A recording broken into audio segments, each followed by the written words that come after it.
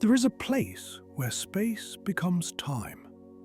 Not metaphorically, not poetically, but literally, mathematically, physically.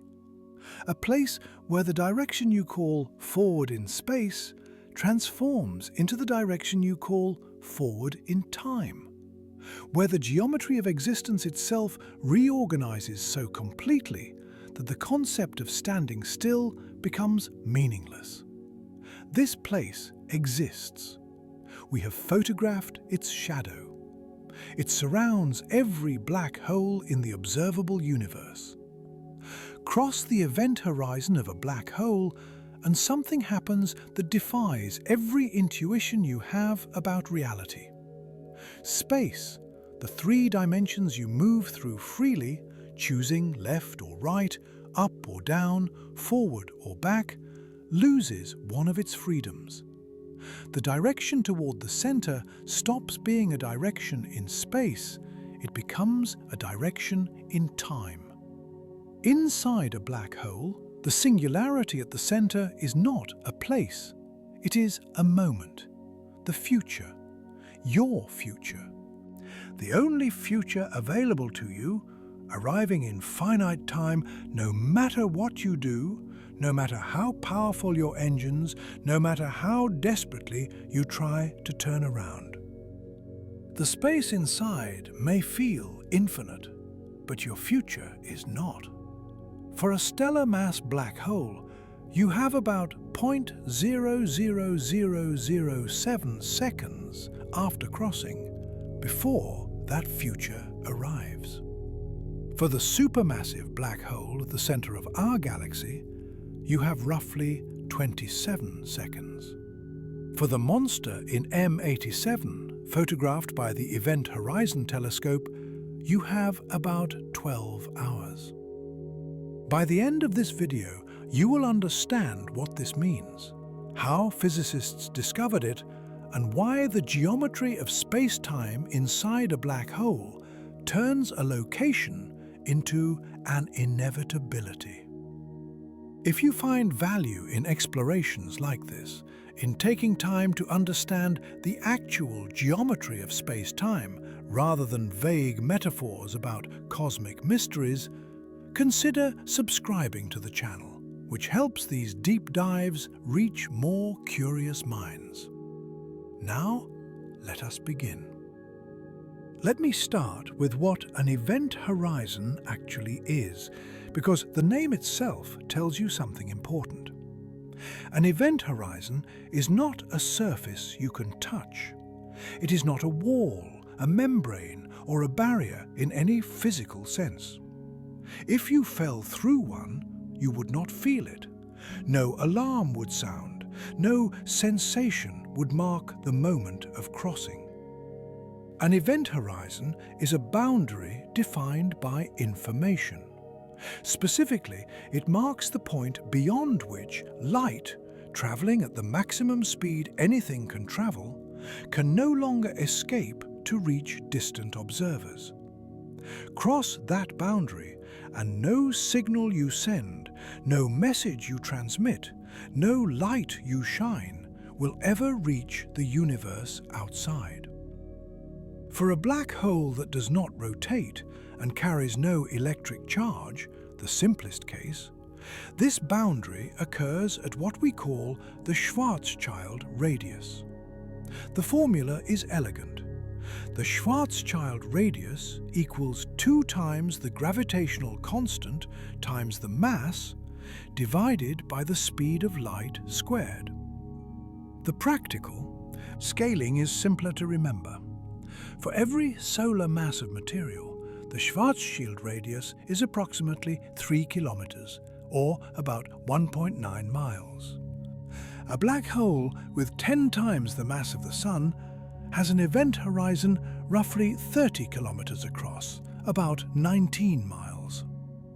The supermassive black hole at the center of our galaxy, Sagittarius A star, with a mass of approximately 4 million solar masses, has an event horizon spanning roughly 12 million kilometers, about 7.5 million miles.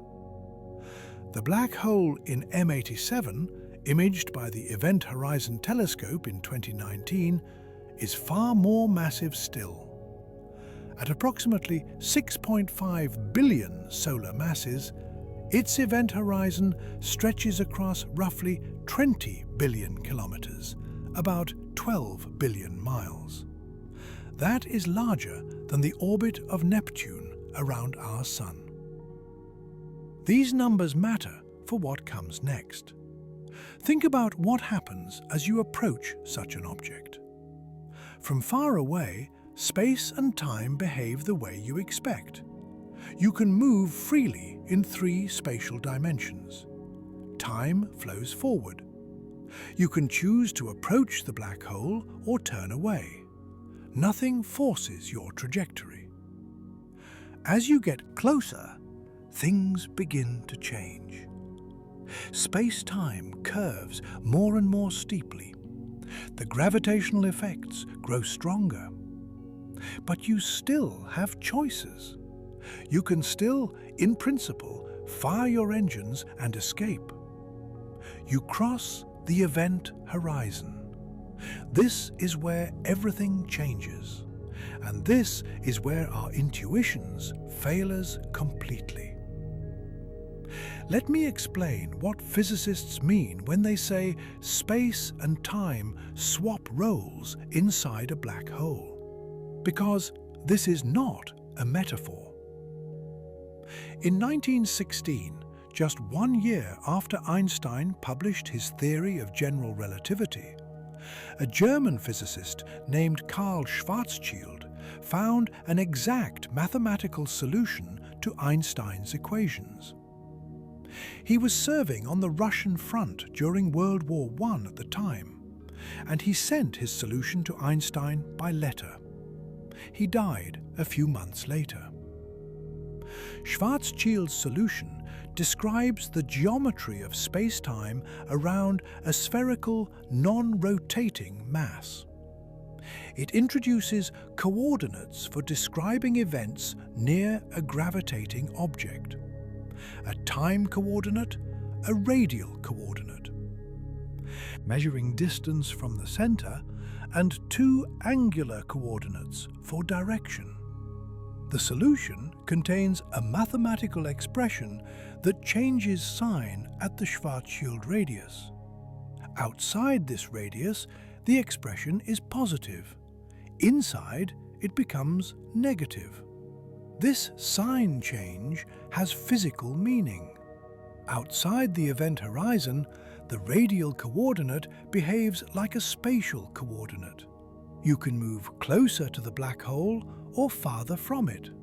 You have freedom in the radial direction, just as you have freedom in any spatial direction. Inside the event horizon, that changes. The mathematical structure that made the radial direction behave like space now makes it behave like time. And the coordinate that was time now behaves like space. What does this actually mean for someone inside? Outside a black hole, you cannot go backward in time. Time moves forward whether you like it or not. You have no choice about the future arriving. But you have freedom in space. You can move left or right, up or down, toward the black hole or away from it. Inside a black hole, you lose the freedom to move away from the center. The direction toward smaller radius becomes compulsory, like the direction toward the future. You cannot stay at a fixed distance from the center any more than you can stay at a fixed moment in time. Decreasing radius is your future, just as surely as tomorrow is your future outside the black hole. I remember when I first understood this, and it required sitting with the idea for a long time. The singularity at the center of a black hole is not a place you travel to. It is a moment you arrive at.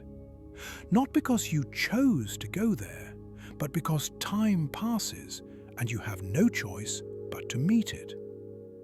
This is why the title of this video says the future is not infinite inside a black hole. The space might feel vast, but your future has a hard limit, a moment when your world line, your path through space-time, simply ends. Let me address something important about coordinates, because there is a subtlety here that matters. The dramatic behavior at the event horizon in Schwarzschild's original coordinates is what physicists call a coordinate singularity. The mathematics seems to blow up at that radius, suggesting something catastrophic happens there. For decades, this confused researchers. In 1960, physicists developed better coordinate systems, most notably the Kruskal-Szekeres coordinates, that removed this apparent singularity. These new coordinates revealed that the event horizon is not a place where spacetime breaks down. It is simply a boundary that Schwarzschild's original coordinates handled poorly.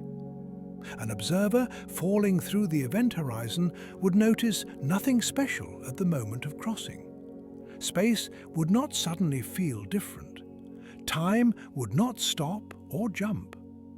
The horizon is not a material surface that you hit or pass through in any perceptible way. What makes the horizon special is not what happens at that exact location, but what it means for your future. Once inside, no matter how powerful your rockets, no matter which direction you point them, you cannot return to the universe outside. Not because a wall blocks you, but because the geometry of space-time no longer permits outward trajectories. Think of it this way. In ordinary space, if you fire your engines, you can change your direction. Point your thrust backward and you slow down. Point it forward and you speed up.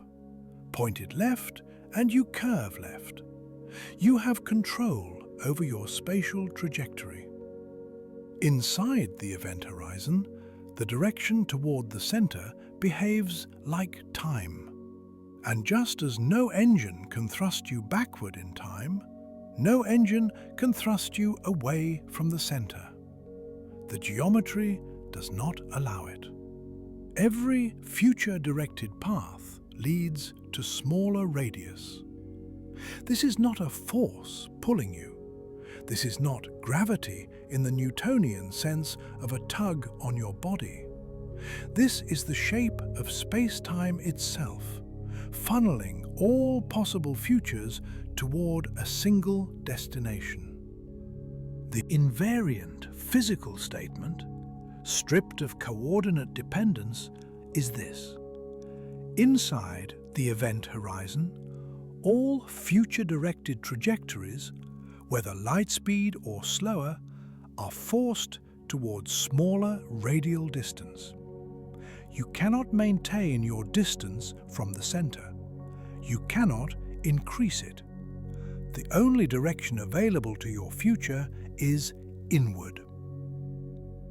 Let me expand on what happens at the exact moment of crossing the event horizon, because this deserves more attention. The event horizon is not a place where anything dramatic occurs locally. This is crucial to understand. An observer falling through the horizon would measure local space-time curvature, and it would be finite, often modest for large black holes. No alarm would sound. No physical barrier would be encountered.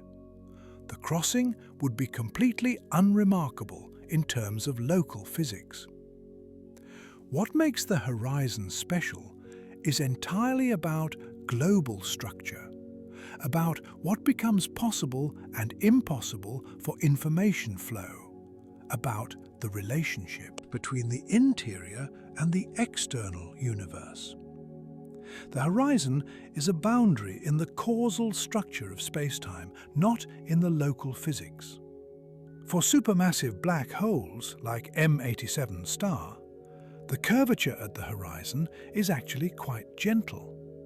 The tidal forces across a human body would be imperceptible. You could cross the horizon of M87 star without any physical sensation marking the moment. The vast size of the event horizon means the gravitational gradient is small, despite the enormous total mass. Compare this to a stellar mass black hole, where the horizon is only tens of kilometers across. There, the tidal forces at the horizon are catastrophic. You would be stretched and compressed with tremendous violence. The crossing itself might be fatal, making the interior experience moot. This inverse relationship between black hole size and tidal forces at the horizon is important. Bigger black holes are gentler at the crossing. The horizon of Sagittarius A star has modest tidal forces. The horizon of M87 Steer has very small ones. Size offers safety, at least initially. The danger comes later as you fall deeper. Tidal forces grow without bound as you approach the singularity. No matter how large the black hole, no matter how gentle the horizon crossing, eventually the tidal forces overwhelm any material structure. The question is only how much time you have before that happens. For M87 Steer, you have hours before tidal destruction. Hours to fall through spaces larger than our solar system, experiencing whatever phenomena occur inside before the inevitable end approaches. That extended time is the gift that supermassive black holes give their visitors, if gift is the right word for a finite stay in inescapable imprisonment. Let me talk about the singularity itself, because understanding its nature clarifies why your future inside a black hole is finite. In the classical description of general relativity, the singularity at the center of a Schwarzschild black hole is what physicists call a spacelike singularity. This is technical language that carries profound meaning. A spacelike singularity lies in the future of events inside the horizon, not at a spatial location relative to those events. You do not travel to the singularity the way you travel to a city. The singularity comes to you the way tomorrow comes to you. It is not something you can avoid by changing direction, because it is not located in a direction. It is located in time. In the language of relativity, we describe paths through space-time as world lines. Your world line is your complete history, the sequence of events that make up your existence. Outside a black hole, your world line extends indefinitely into the future, at least in principle. You might die, but that is a biological limitation, not a limitation of space-time. Inside a black hole, your world line has a finite future. Not because something destroys you, though the tidal forces near the singularity would certainly do that, but because space-time itself ends. Your world line becomes incomplete. It cannot be extended past a certain point because there is no more space-time for it to extend into. This is what physicists mean when they say the singularity represents a breakdown of the space-time description. The mathematical framework that describes events in space and time simply stops working. There is no after the singularity. Not because something prevents events from happening, but because the concept of after loses meaning at that boundary. Roger Penrose proved in 1965 that under reasonable physical assumptions, gravitational collapse inevitably produces such singularities.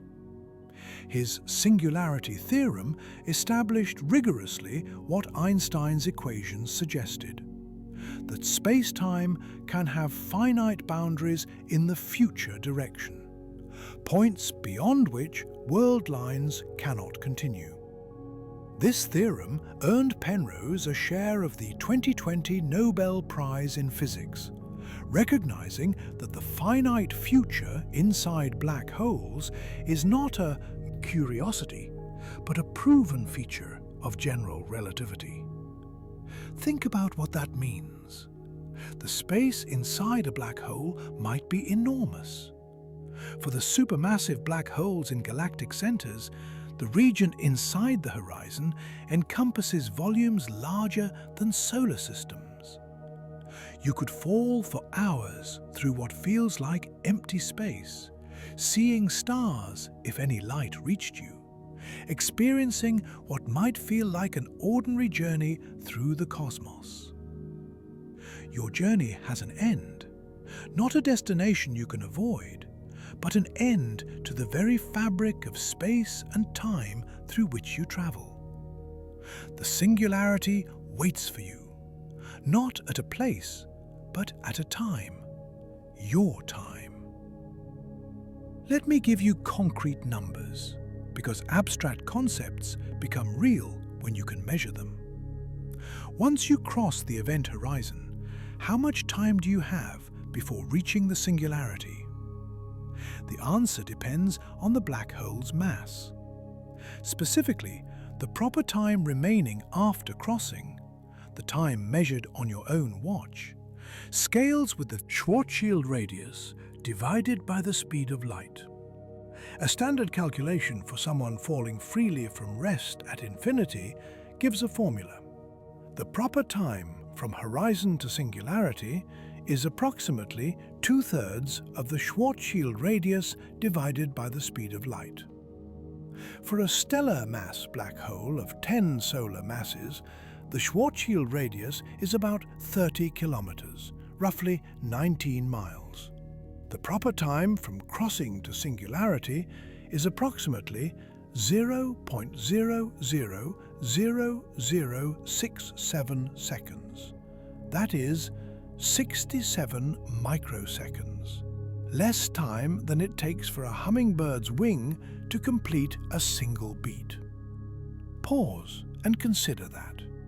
You cross the horizon of a stellar mass black hole, and before your next heartbeat, before your brain can process a single thought, your world line terminates. The space inside might be 30 kilometers across, but your future measures in millionths of a second. For larger black holes, the numbers change dramatically. Sagittarius A star, the supermassive black hole at the center of our Milky Way galaxy, has a mass of approximately 4 million solar masses. Its Schwarzschild radius spans roughly 12 million kilometers, about 7.5 million miles. Cross its event horizon, and your remaining proper time is approximately 27 seconds. 27 seconds.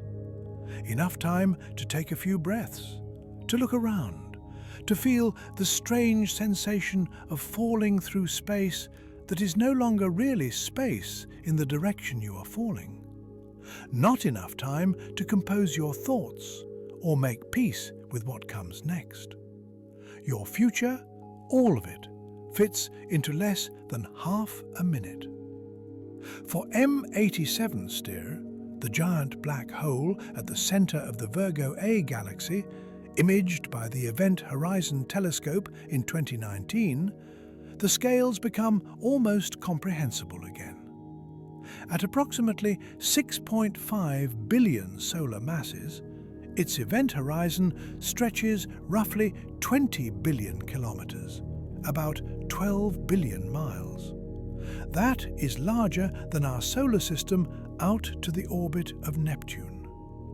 Cross into that black hole, and you have approximately 12 hours. 12 hours. Time.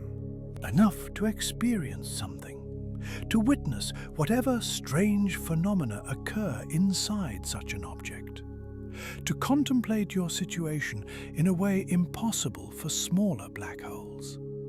Still finite, still ending at the singularity, but measured in hours rather than microseconds or seconds.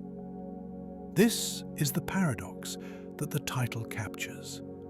The space inside M87 Street is vast beyond imagination. You could fall for half a day through distances measured in billions of kilometers. Yet your future, the total time remaining to you as a physical entity moving through space-time, is just 12 hours. The space is enormous, the future is not. Let me put these scales into perspective, because the numbers can blur together without concrete comparisons. The event horizon of a 10 solar mass black hole is about 30 kilometers across. That is roughly the distance from central Manhattan to LaGuardia Airport. You could drive across it in 20 minutes at highway speeds.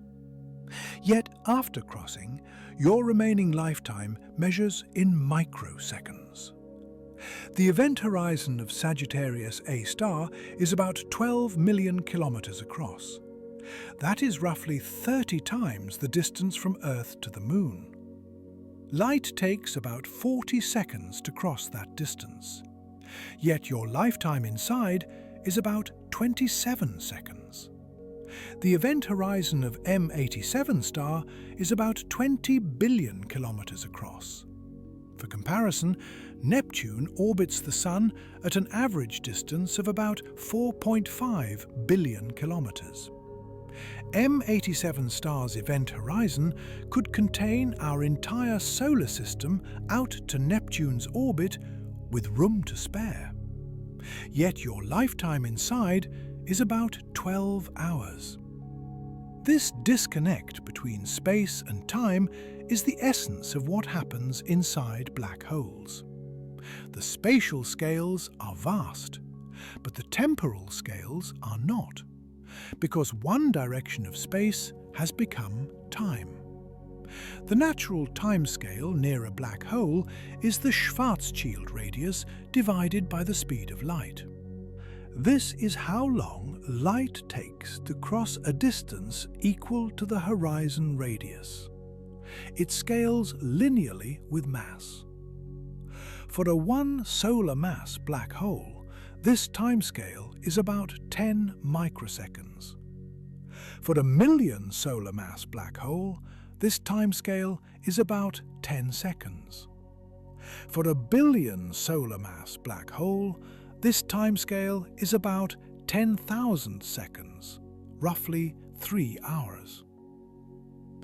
This linear scaling is why supermassive black holes offer longer survival times despite their enormous sizes. A black hole with 10 times the mass has 10 times the horizon radius, but also 10 times the survival time. The two scale together. This is counterintuitive. In everyday experience, bigger spaces take longer to cross. A larger room requires more time to walk across. A larger country requires more time to drive across. The relationship between size and time seems straightforward. Inside a black hole, the relationship is different.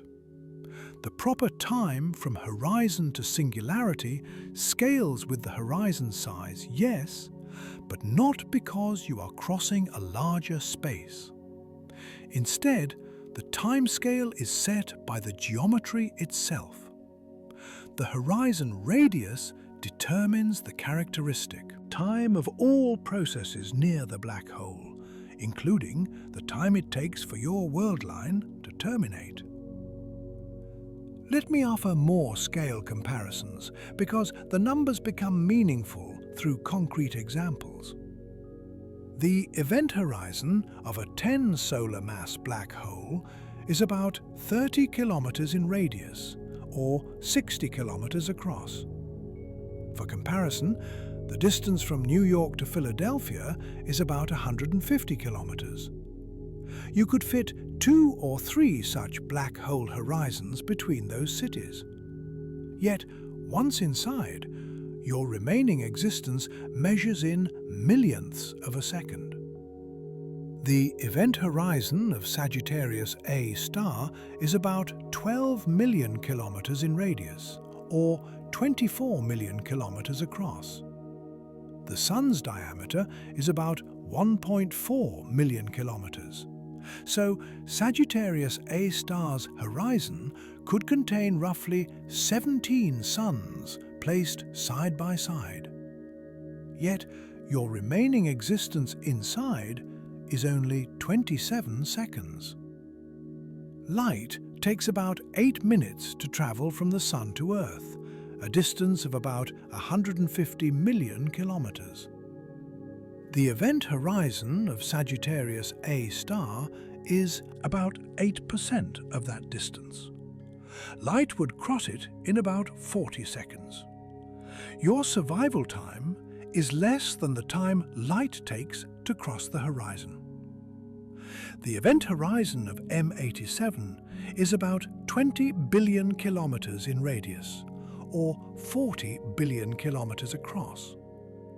For scale, the distance from the Sun to Neptune is about 4.5 billion kilometers. M87's event horizon is about 4 times that distance in radius, meaning 8 or 9 times that distance in diameter. Our entire solar system, out to Neptune, would fit comfortably inside, with room to spare.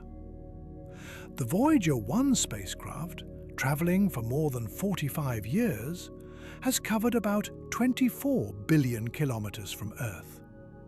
It would still be inside M87's event horizon if it had started at the center. Yet your survival time inside this immense region is only about 12 hours.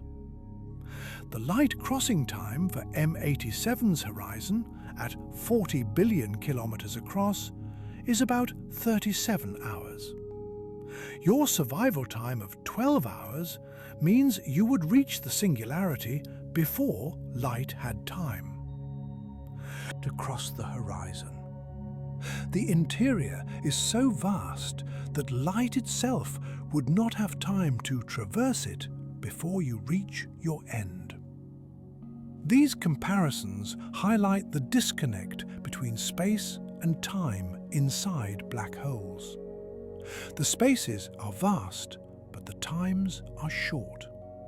A direction that was spatial has become temporal, and temporal scales are fundamentally different from spatial scales in these geometries. Let me explain more carefully why larger black holes give you more time, because the scaling is important to understand. The proper time from horizon to singularity scales with the Schwarzschild radius divided by the speed of light.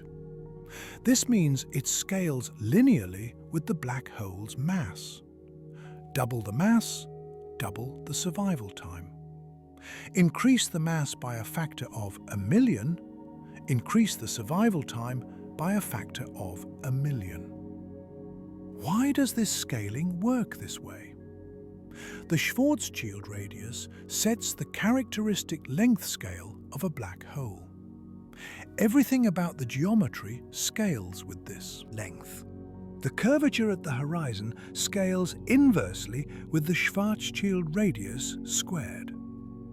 The tidal forces at the horizon scale inversely with mass squared. The time to reach the singularity scales directly with the Schwarzschild radius.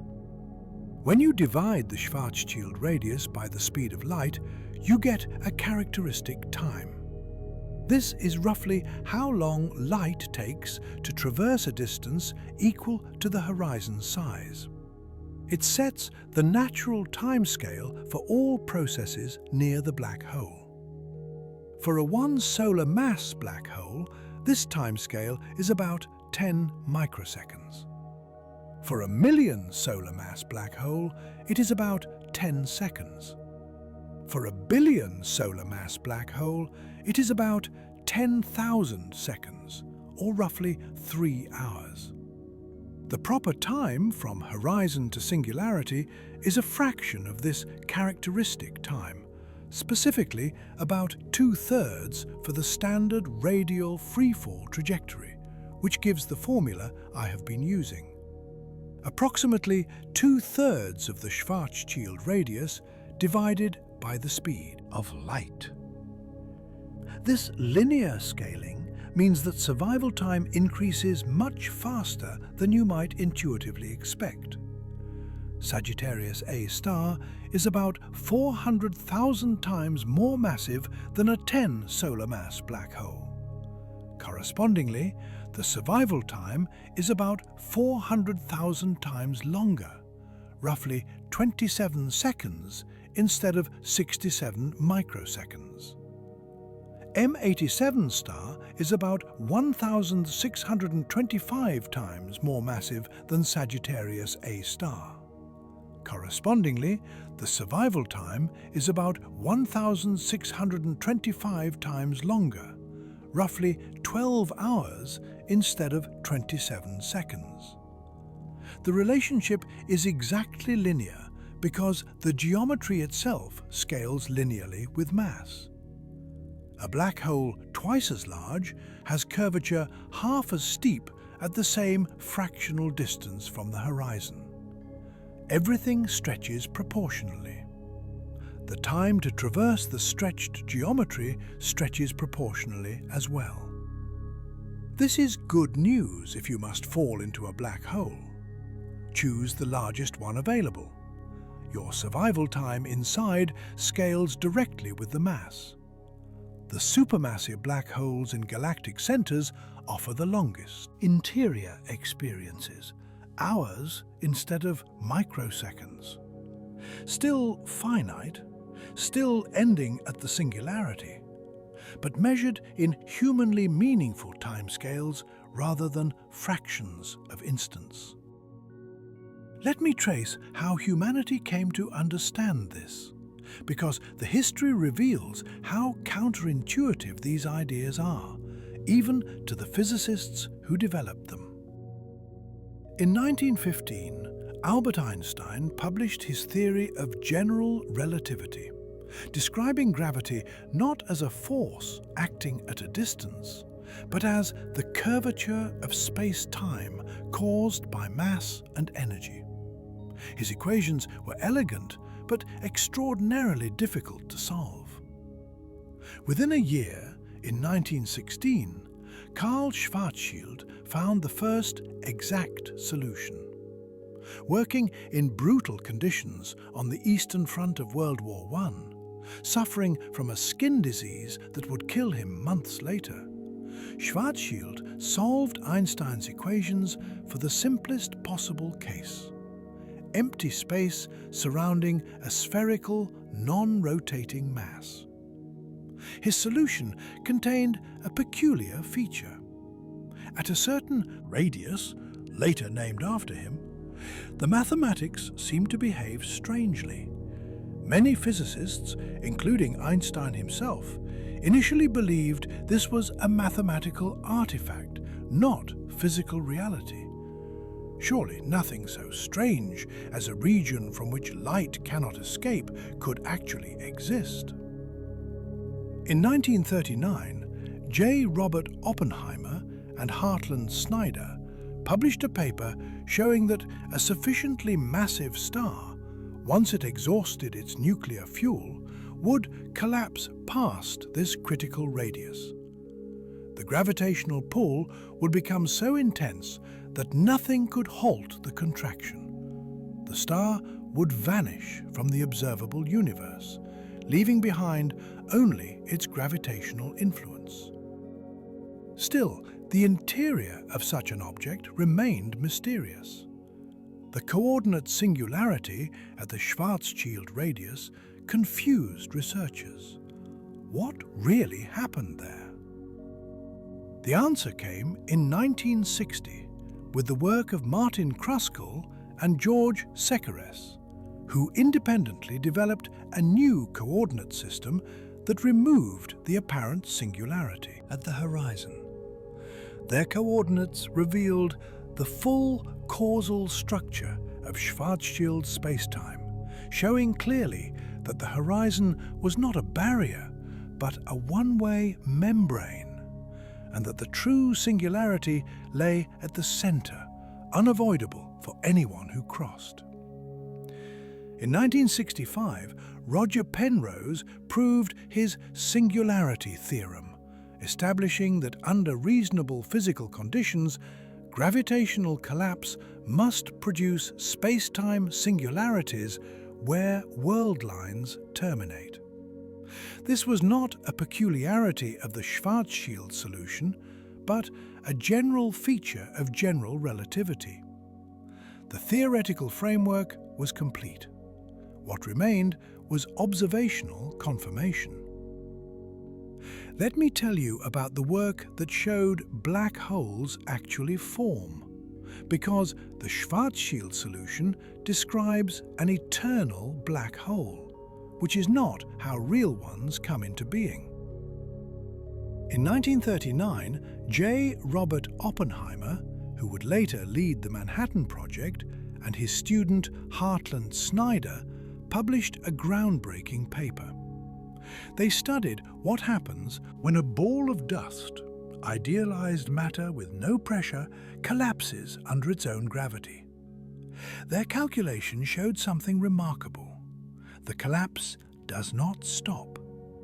Once the dust ball becomes sufficiently compact, nothing can halt the contraction.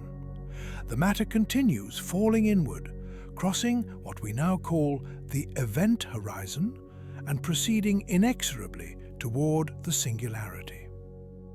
From the perspective of an observer far away, the collapse appears to slow down as the matter approaches the horizon. Time dilation becomes extreme. Light emitted from the surface redshifts toward invisibility. The collapsing object appears to freeze at the horizon, never quite reaching it. From the perspective of someone falling with the matter, there is no slowing. The collapse proceeds smoothly. The horizon forms and is crossed. The singularity arrives in finite time. This discrepancy between external and internal perspectives is characteristic of black holes. Outside observers see a frozen star, matter, perpetually hovering at the horizon. Infalling observers experience continued collapse and eventual termination. Both descriptions are correct within their respective reference frames. The Oppenheimer-Snyder result showed that Schwarzschild's solution was not just a mathematical curiosity. Real physical systems could evolve into black holes through ordinary gravitational collapse. Once formed, the geometry inside would be exactly what Schwarzschild described: an event horizon, a space-time swap, a singularity in the future. This work was not immediately accepted. Many physicists, including Einstein, doubted that nature would produce such extreme objects.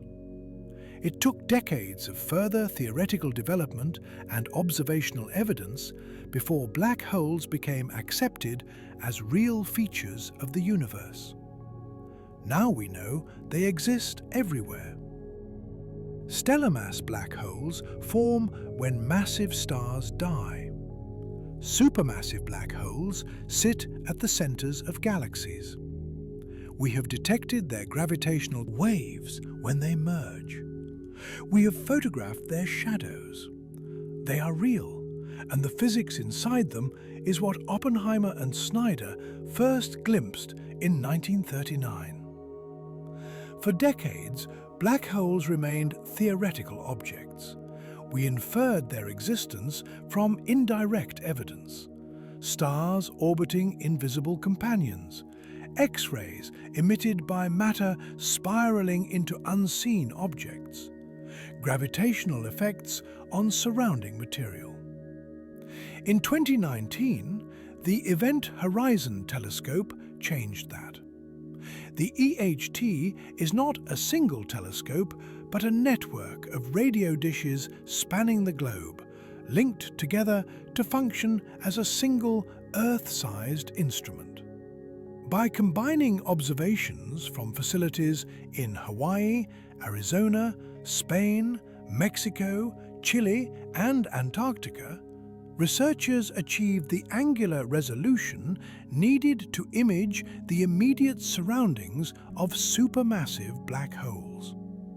Their first target was M87 star, the black hole at the center of the Virgo A galaxy, approximately 55 million light-years from Earth. The resulting image showed a bright ring of glowing material surrounding a dark central region, the shadow cast by the event horizon itself. The image confirmed that general relativity accurately describes physics at the edge of black holes. The size and shape of the shadow matched predictions. The mass estimate of approximately 6.5 billion solar masses was consistent with other measurements. In 2022, the EHT released images of Sagittarius A star, the supermassive black hole at the center of our own galaxy. At approximately 4 million solar masses and only 27,000 light-years away, SAG A star is far smaller than M87 star, but much closer. Its image showed the same basic structure: a bright ring surrounding darkness, gravity bending light around an object so dense that nothing crosses its boundary and returns. These images do not show the interior of black holes. Nothing can bring us information from inside the event horizon. What they show is the horizon's shadow, the absence of light from the region where light cannot escape. The images confirm that our theoretical understanding is correct at the horizon scale. If general relativity accurately describes the horizon, there is no reason to doubt that it accurately describes the interior, at least until quantum effects become important near the singularity. The space-time swap is real. The singularity is real. The finite future for anyone who crosses is real. We have photographed the boundary of these phenomena, and the physics matches our predictions precisely. Let me tell you more about how we photographed the shadows of black holes, because this achievement represents one of the great triumphs of human observation. The Event Horizon Telescope is not a single instrument, but a collaboration of radio telescopes spanning the globe. Facilities in Hawaii, Arizona, California, Mexico, Chile, Spain, and at the South Pole combine their observations to create, effectively, a single telescope the size of Earth. The technique is called Very Long Baseline Interferometry. By precisely timing the arrival of radio waves at different telescopes and combining the data computationally, astronomers achieve angular resolution far beyond what any single telescope could accomplish. The EHT can resolve details as small as 20 micro-arc-seconds, roughly equivalent to reading a newspaper in New York from a cafe in Paris. This resolution was necessary because black holes, despite their enormous masses, appear tiny from Earth. Sagittarius A star is 27,000 light-years away, and its event horizon spans only about 50 micro-arc-seconds in our sky. M87 star is 55 million light-years away, but its much larger size means it appears about 40 micro-arc-seconds across. Both are at the edge of what the EHT can resolve. In April 2017, the EHT observed M87 star over several nights, collecting petabytes of data. Processing that data took 2 years. In April 2019, the collaboration released the first image of a black hole's shadow. What the image shows is not the event horizon itself, but the hot gas surrounding the black hole, bent by gravity into a ring-like structure. The dark center is the shadow, the region where light is so bent by the black hole's gravity that it cannot reach us. The size and shape of the shadow match General Relativity's predictions precisely. In 2022, the EHT released images of Sagittarius A star. This observation was more challenging because Sag A star is much smaller, and its appearance changes on timescales of minutes as hot gas orbits around it. Sophisticated averaging techniques were needed to produce a stable image. Again, the shadow matched predictions. The ring of light, the dark center, the size corresponding to a black hole of about 4 million solar masses, General Relativity works at the horizon scale. These images do not show us the interior. Nothing can bring information from inside the event horizon. What they confirm is that our understanding of physics at the horizon is correct. The EHT shows us the boundary, and the boundary behaves exactly as Einstein's equations predict. Let me explain another way physicists visualize this, because different representations can make abstract ideas more concrete. Penrose diagrams, also called conformal diagrams, compress infinite distances and times into finite pictures while preserving causal relationships. In these diagrams, light always travels at 45-degree angles, and anything traveling slower than light moves at steeper angles, always staying within a 45-degree cone. For a black hole, the Penrose diagram reveals the causal structure starkly. Outside the horizon, your future light cone, the region you can potentially reach, opens upward toward infinite future time. You have options. You can stay where you are, move toward the black hole, or move away from it. The entire universe remains accessible to your future. Cross the horizon, and the diagram shows something different. Your future light cone, still opening at 45 degrees, now points entirely toward the singularity. Not toward the singularity as a location in space, but toward the singularity as a future boundary of the diagram itself. In these diagrams, the singularity appears as a horizontal line at the top of the interior region. Horizontal in a Penrose diagram means spacelike.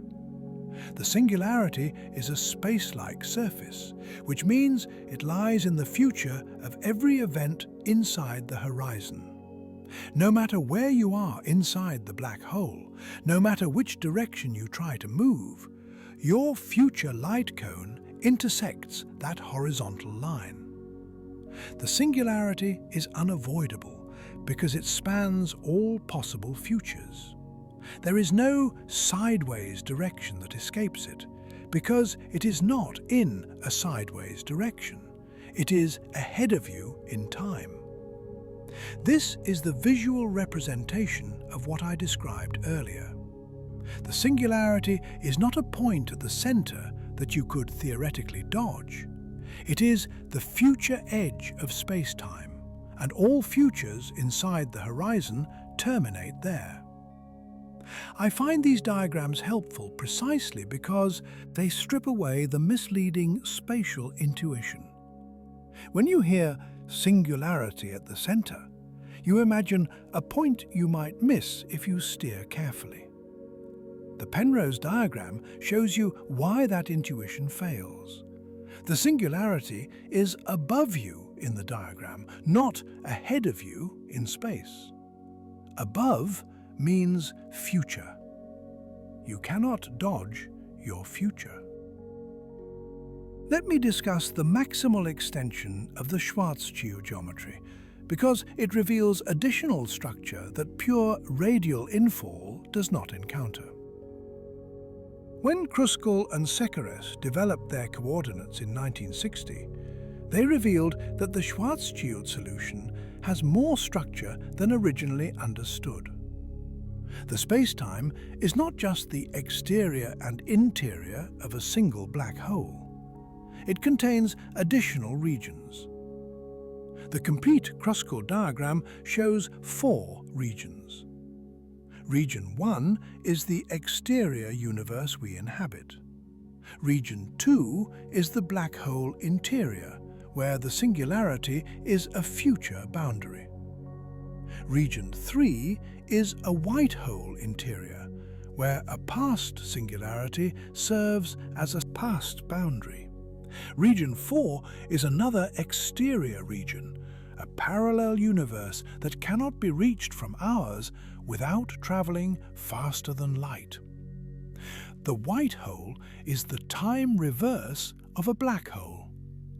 Instead of a future singularity from which nothing can escape, it has a past singularity from which everything emerged. Light and matter can exit a white hole but cannot enter it, the opposite of a black hole. Whether white holes exist physically is unknown. The Schwarzschild solution is eternal and symmetric, but real black holes form from gravitational collapse. The collapse disrupts the time-symmetric structure. A black hole formed from a collapsing star does not have a white hole region or a parallel universe. The maximal extension is mathematically complete, but physically idealized.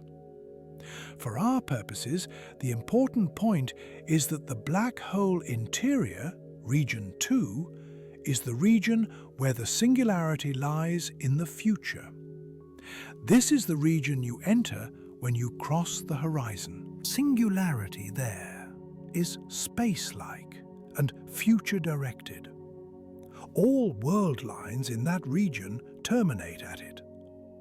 The Kruskal diagram makes the causal structure visible.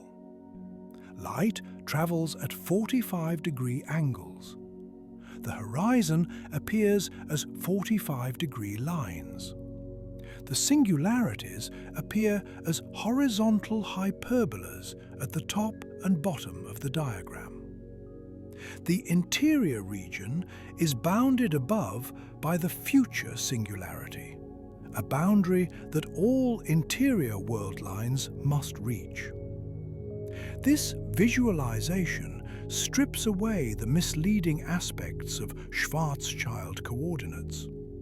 The singularity is clearly above every interior event, meaning in the future of every interior event. There is no sideways direction that avoids it, because it spans the entire future boundary of that region. The mathematics confirms what I have described throughout this video. The singularity is a future moment. All interior paths lead to it. The geometry itself ensures that no escape is possible, not through tricks or clever trajectories, but through the fundamental structure of space-time. Let me describe what light does inside a black hole, because understanding light's behavior illuminates the geometry. Outside a black hole, you can shine a flashlight in any direction. Light travels outward, away from you, at the speed of light. If you point the flashlight away from the black hole, the light moves away from both you and the black hole. If you point it toward the black hole, the light moves toward the black hole, outpacing you if you are falling, but still moving in a direction you chose. Inside the event horizon, this changes in a way that is difficult to imagine. Point your flashlight away from the singularity, trying to send light outward. The light leaves the flashlight at the speed of light relative to you. It moves away from you momentarily. But light, like everything else inside the horizon, is trapped. Its world line, like yours, leads inexorably toward smaller radius. The light you shone outward still ends up at the singularity, just as you do. This is not because the black hole pulls the light back. It is because there is no outward.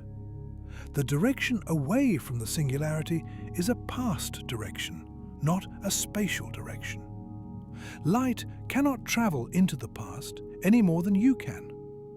All future-directed light rays point toward smaller radius, which means toward the singularity. Think about what you would see. You shine a flashlight away from the singularity. The light departs. Where does it go? It travels through the interior, illuminating whatever is there, and eventually reaches the singularity, ending when space-time ends. Light you shine toward the singularity also reaches the singularity, but faster. It arrives at smaller radius sooner than light you shone outward. The geometry determines not just that all light reaches the singularity, but the relative timing of when different light rays arrive. This is why the singularity is sometimes described as your entire future. Everything you see, everything you illuminate, everything you interact with, eventually arrives at the same destination. The interior of a black hole is a region where all futures converge. Imagine standing in such a place. Every direction you look will eventually be revealed to lead to the same end. The space around you is vast, perhaps billions of kilometers in every direction for a supermassive black hole. Yet all of it, every point in that vast space, shares the same future. The singularity awaits everywhere, not at a place, but at a time. Let me describe what the experience might actually be like, based on what the physics tells us. Approach a supermassive black hole from a safe distance. You see nothing remarkable at first, just the distorted images of stars behind it, bent by gravitational lensing. As you get closer, the distortions grow more extreme. Light from all directions curves around the black hole, creating strange optical effects. As you fall toward the event horizon, time passes normally for you. You feel no special sensation as you approach the boundary. There is no sign, no barrier, no perceptible surface. The horizon is defined by information flow, not by matter, and information flow is invisible. You cross. In the moment of crossing, you notice nothing. Space-time locally feels the same. If you had instruments measuring local curvature, they would show strong gravity, certainly, but not qualitatively different from what you measured moments before crossing. What has changed is your relationship to the outside universe. Light you emit can no longer reach distant observers. Signals you send will never arrive. From the perspective of someone watching from afar, you fade away at the horizon, your image frozen and redshifting into invisibility. But from your perspective, you simply continue falling. Now things become strange. The direction toward the center, which a moment ago was optional, becomes compulsory. Not because a force pushes you, but because the geometry has rearranged itself.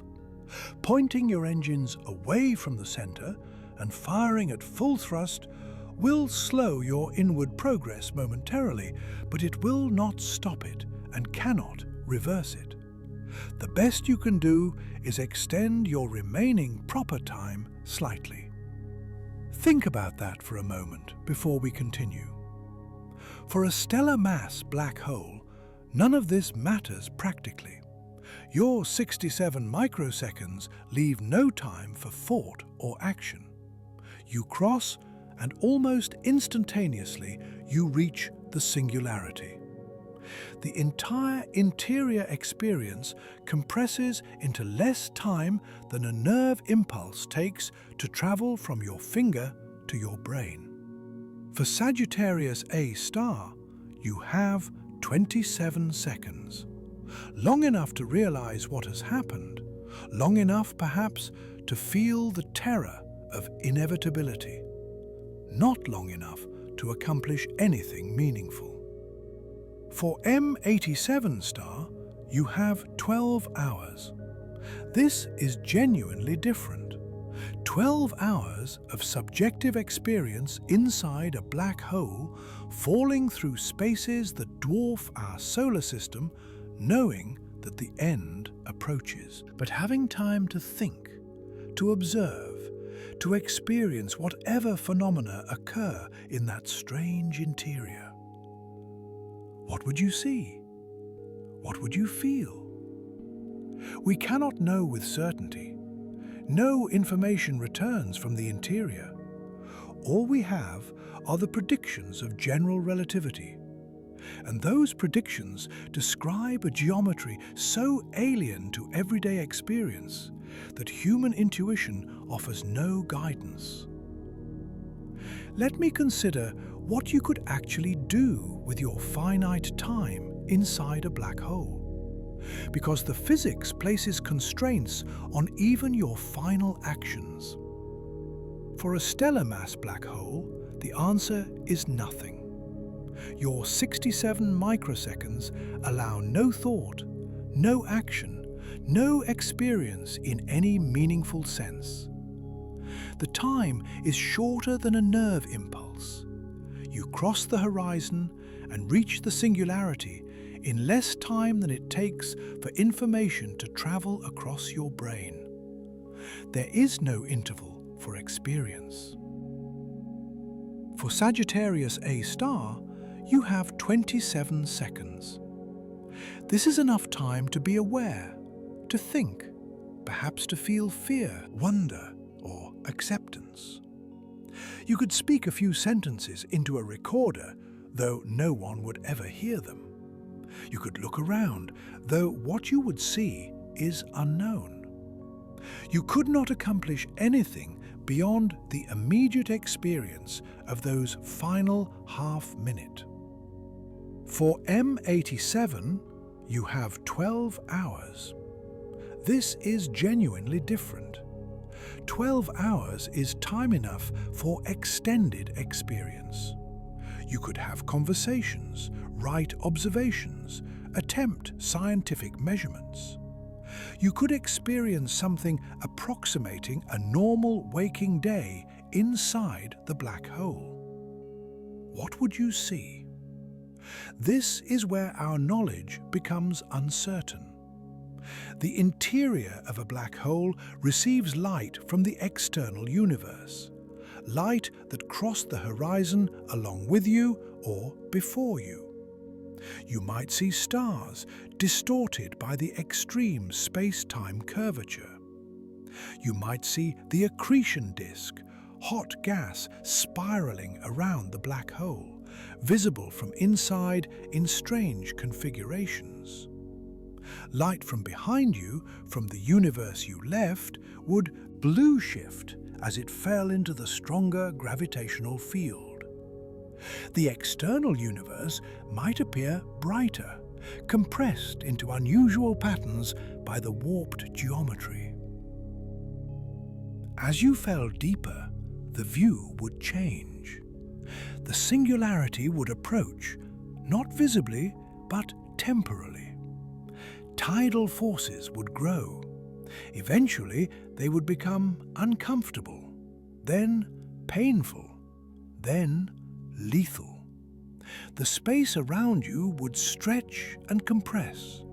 The geometry that had been merely strange would become violent. Your instruments, if you had any, would record increasingly extreme conditions. Curvature would grow. Tidal stresses would intensify. The mathematics would describe conditions far beyond anything encountered elsewhere in the universe. The singularity arrives. Not a collision, not an impact, but an ending. Your world line, your instrument's world lines, the world lines of the light around you, all terminating at the same future boundary. Not at a place, but at a time. The end of time for that region of space-time. What could you communicate from this experience? Nothing. No signal can escape. Your observations, your thoughts, your final moments all remain forever inside. The interior of a black hole is the ultimate isolation, a region causally disconnected from everything else. Whatever happens there stays there, not by choice, but by geometry. Let me contrast the perspective of someone falling in with someone watching from afar, because these perspectives are dramatically different. From your perspective as you fall, the crossing is smooth and continuous. You pass the horizon, continue falling, and reach the singularity in finite proper time. The experience, however strange in its geometry, has a clear beginning, middle, and end. From the perspective of an external observer watching you fall, something very different appears to happen. As you approach the horizon, light you emit becomes increasingly redshifted. The wavelength stretches, the frequency drops. The light becomes redder and redder, shifting through the visible spectrum into infrared, into microwave, into radio waves. Time dilation grows extreme. The external observer sees your clock slowing down. Your motions become sluggish. Events on your journey take longer and longer as seen from outside. At the horizon, this effect becomes infinite in principle. The external observer never sees you cross. Your image appears to freeze at the horizon, fading as the light redshifts beyond detectability. From outside, you hover there forever, never quite falling in. This is not an illusion in the ordinary sense. It is a real feature of how signals propagate from near the horizon to distant observers. Light emitted just inside the horizon cannot reach the outside at all. Light emitted just outside takes longer and longer to escape as the emission point approaches the horizon. Which perspective is real? Both are. Physics does not privilege either viewpoint. The falling observer experiences a finite journey ending at singularity. The external observer never receives information about anything past the horizon. Both descriptions are physically accurate within their respective reference frames. This duality is characteristic of relativity. There is no absolute truth about what happens that is independent of observer. The events themselves are invariant, but how they are described, when they occur relative to other events, depends on who is doing the describing. For you, falling in, the singularity arrives in finite time. For someone watching from afar, you never reach it, frozen forever at the threshold. The reconciliation is that the external observer simply never receives information about what happens after the crossing. From their perspective, that information is forever inaccessible. From yours, it is your entire remaining existence. Let me explain what physicists mean by geodesic incompleteness, because this is the technical foundation for everything I have described. In general relativity, objects in free fall follow paths called geodesics. A geodesic is the straightest possible path through curved space-time, the path an object follows when no forces other than gravity act on it. In flat space-time, geodesics are straight lines. In curved space-time, they bend with the curvature. Your world line through space-time is a geodesic if you are in free fall, and even if you are not, it can be described and extended mathematically. The question is, can your world line be extended indefinitely into the future? In ordinary space-time, the answer is yes. There is no limit to how far into the future your world line can reach, at least mathematically.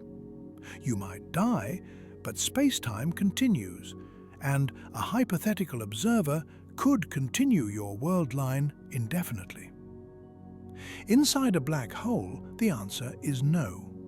Your world line reaches a point where it cannot be extended further, not because something blocks it, but because space-time itself has a boundary. The world line is incomplete. It has a finite future. This is geodesic incompleteness, and Penrose proved in 1965 that it is an inevitable feature of gravitational collapse under reasonable physical assumptions. His singularity theorem showed that if certain energy conditions are satisfied, and if trapped surfaces form, which they do inside event horizons, then some geodesics must be incomplete. The theorem does not describe what happens at the singularity. It does not explain what an observer experiences as their world line terminates. It simply proves that termination occurs, that the future has a hard limit. This is what the title means in its most rigorous sense. The future is not infinite inside a black hole because world lines are incomplete. Time, as experienced by any observer inside, has a finite extent. The mathematical description of space-time simply stops. Some physicists hope that quantum gravity, a theory we do not yet have, will modify this conclusion. Perhaps quantum effects prevent true singularities. Perhaps world lines can be extended through whatever replaces the classical singularity. We do not know.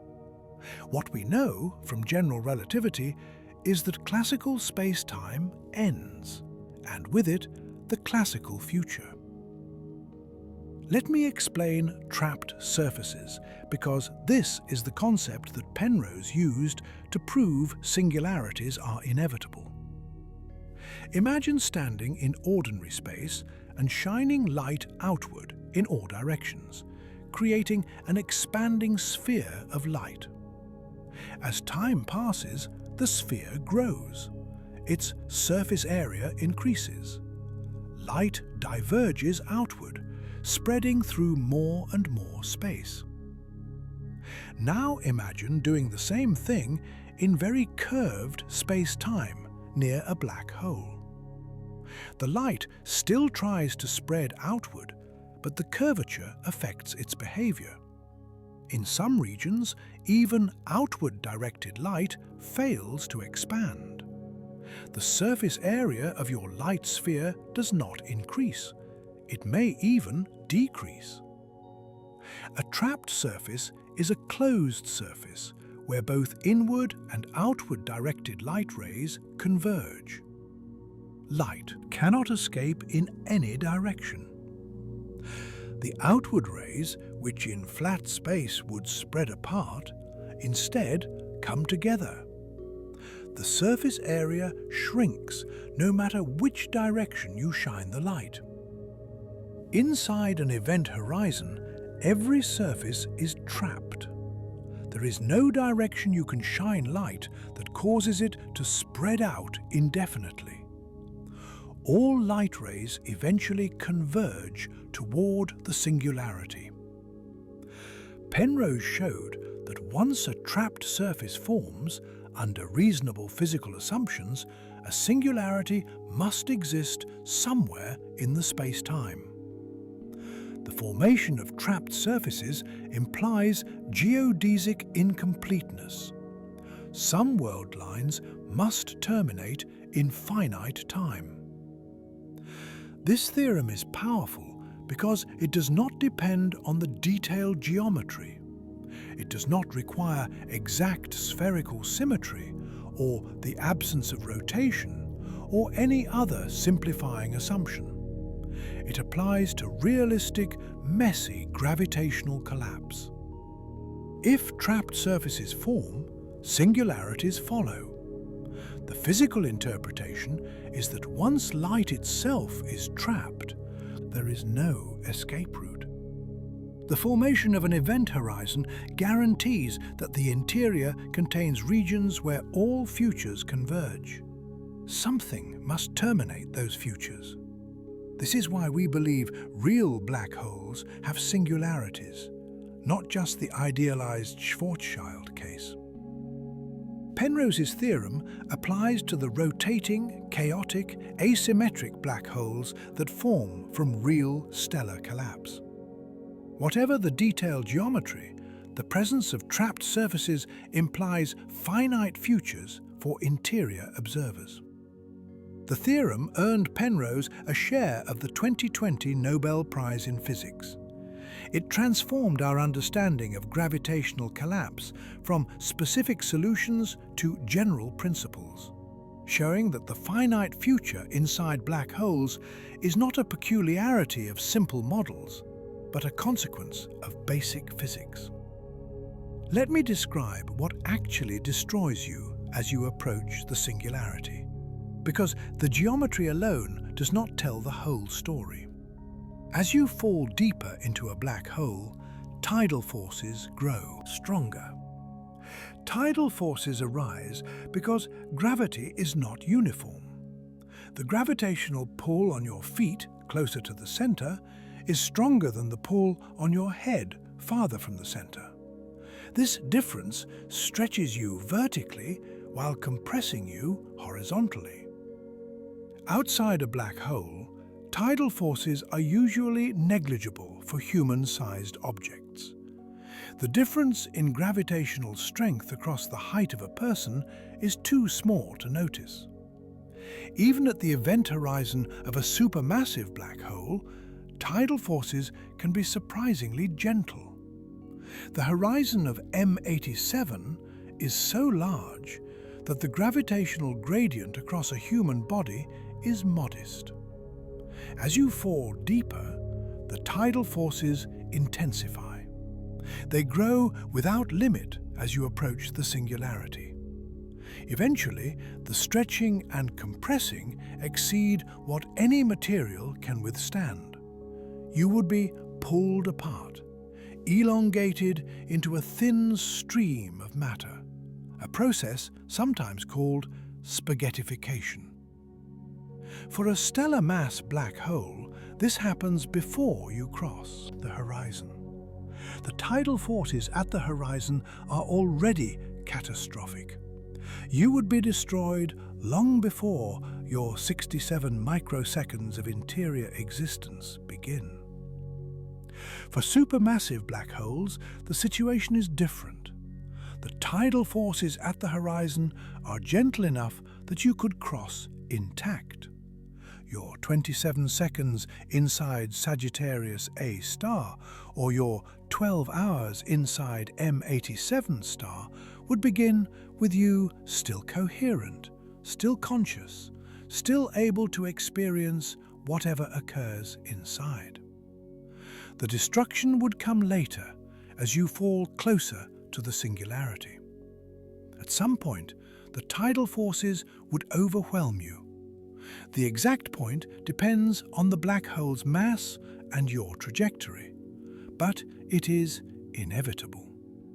Before your world line terminates at the singularity, physical forces would tear you apart. This raises a question that the physics cannot fully answer. What is the experience of those final moments?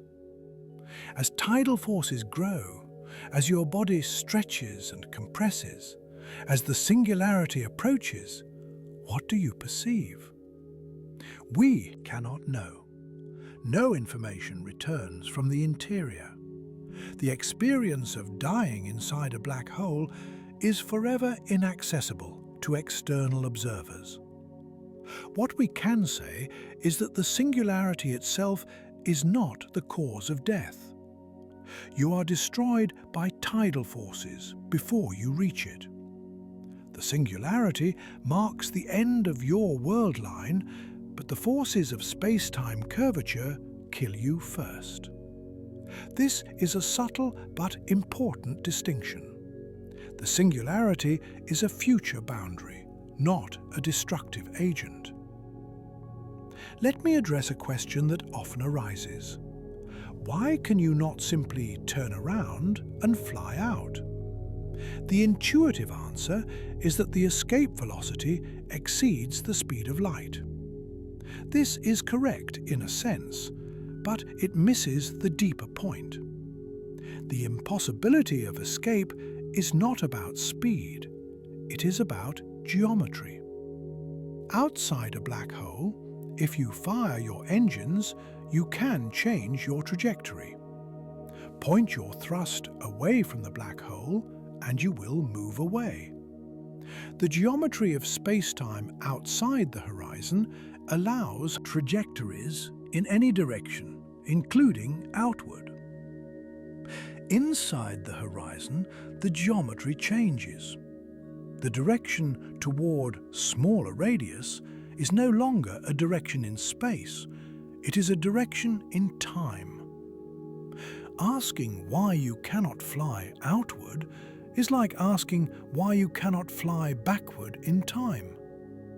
The question misunderstands what kind of direction outward has become. Consider your future light cone, the set of all directions you could potentially move.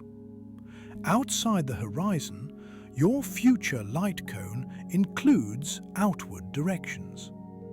Inside the horizon, it does not. Not because something blocks the outward direction, but because the outward direction has become the past direction, and you cannot travel into the past. This is why no amount of thrust helps. Engines can change your velocity through space. They cannot change your motion through time. Inside the horizon, decreasing radius is motion through time, and no engine can reverse that. Think about it this way. Right now, you are moving through time at 1 second per second. You cannot speed this up significantly, slow it down significantly, or reverse it. Time carries you forward whether you like it or not. Inside a black hole, radius carries you inward whether you like it or not. The analogy is exact because the mathematical structure is the same.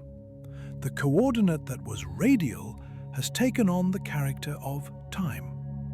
This is the part that still amazes me, even after years of studying this. The idea that geometry itself can trap you, not by creating walls, but by reshaping the very dimensions of existence, challenges every intuition built from ordinary experience. You could have the most powerful engine ever conceived, capable of accelerating at 1,000,000 times Earth's gravity. You could have infinite fuel and infinite time to think about your predicament. None of it would matter. The geometry does not offer an outward trajectory. Firing your engines changes how fast you approach the singularity, not whether you approach it. You can buy yourself slightly more proper time, but you cannot change your destination. The singularity is your future. All trajectories lead there. This is not a failure of technology or imagination. It is the structure of space-time inside an event horizon. Let me go deeper into the mathematics, because understanding the formula reveals why these phenomena occur. The Schwarzschild solution describes space-time using 4 coordinates: time, radial distance, and 2 angles. The geometry is encoded in a mathematical object called the metric, which tells you how to measure distances and times between nearby events. The key term in the Schwarzschild metric is a factor that appears in 2 places, once multiplying the time part and once multiplying the radial part. This factor is 1 minus the Schwarzschild radius divided by the current radius. Outside the horizon, where your radius is greater than the Schwarzschild radius, this factor is positive. The time part of the metric has 1 sign, and the radial part has the opposite sign. This is the normal structure of space-time, where time and space behave differently. At the horizon, where your radius equals the Schwarzschild radius, this factor equals 0. The metric becomes singular in these coordinates, though, as I mentioned earlier, this is a coordinate artifact, not a physical singularity. Inside the horizon, where your radius is less than the Schwarzschild radius, this factor becomes negative. Now the signs flip.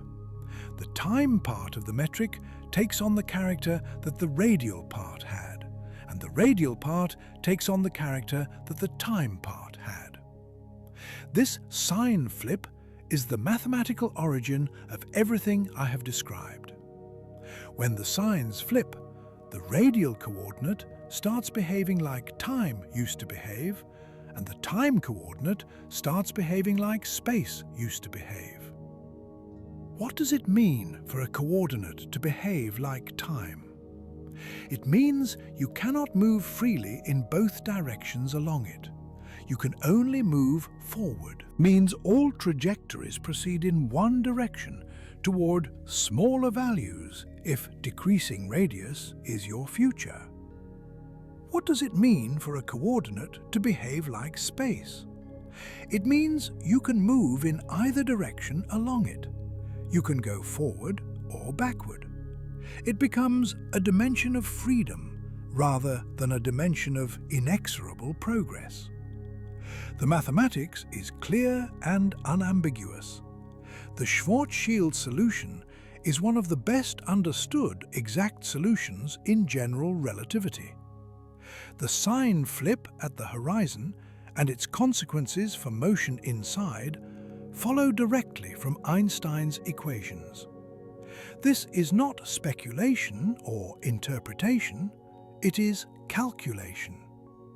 The Schwarzschild radius itself has a simple formula: 2 times the gravitational constant times the mass divided by the speed of light squared. Plugging in numbers for a black hole of any mass gives you the horizon size. The rule of thumb I mentioned earlier, 3 kilometers per solar mass, follows from this formula using the known values of the gravitational constant and light speed. These numbers determine your fate.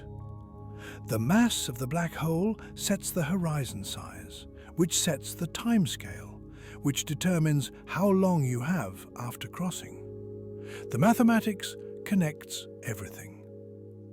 Let me explain the calculation of proper time more carefully, because the numbers I have been quoting come from a specific scenario. Proper time is the time measured on your own clock, the time experienced along your own world line. It is frame independent, meaning all observers agree on how much proper time elapsed between 2 events on your world line. The calculation I referenced assumes a specific trajectory, radial freefall from rest at infinity. This means you start far from the black hole, at rest relative to it, and fall straight in without any orbital motion, carried only by gravity. For this trajectory, the proper time from crossing the horizon to reaching the singularity can be calculated exactly. The result is approximately 2/3 times the Schwarzschild radius divided by the speed of light. For a 10 solar mass black hole, this gives about 67 microseconds. For Sagittarius A star, about 27 seconds. For M87 star, about 12 hours. These numbers are trajectory dependent. Different trajectories give different proper times. If you fall from a closer starting point, you have less proper time. If you fire your engines to slow your infall, you have more proper time. The trajectory I described gives a representative value, not an absolute bound. What is absolute is that the proper time is finite.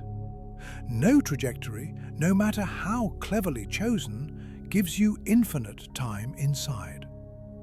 The maximum proper time you can achieve by any combination of rocket maneuvers is still finite, and of order the Schwarzschild radius divided by the speed of light. This finiteness is the key point. The specific numbers depend on assumptions. The finiteness does not.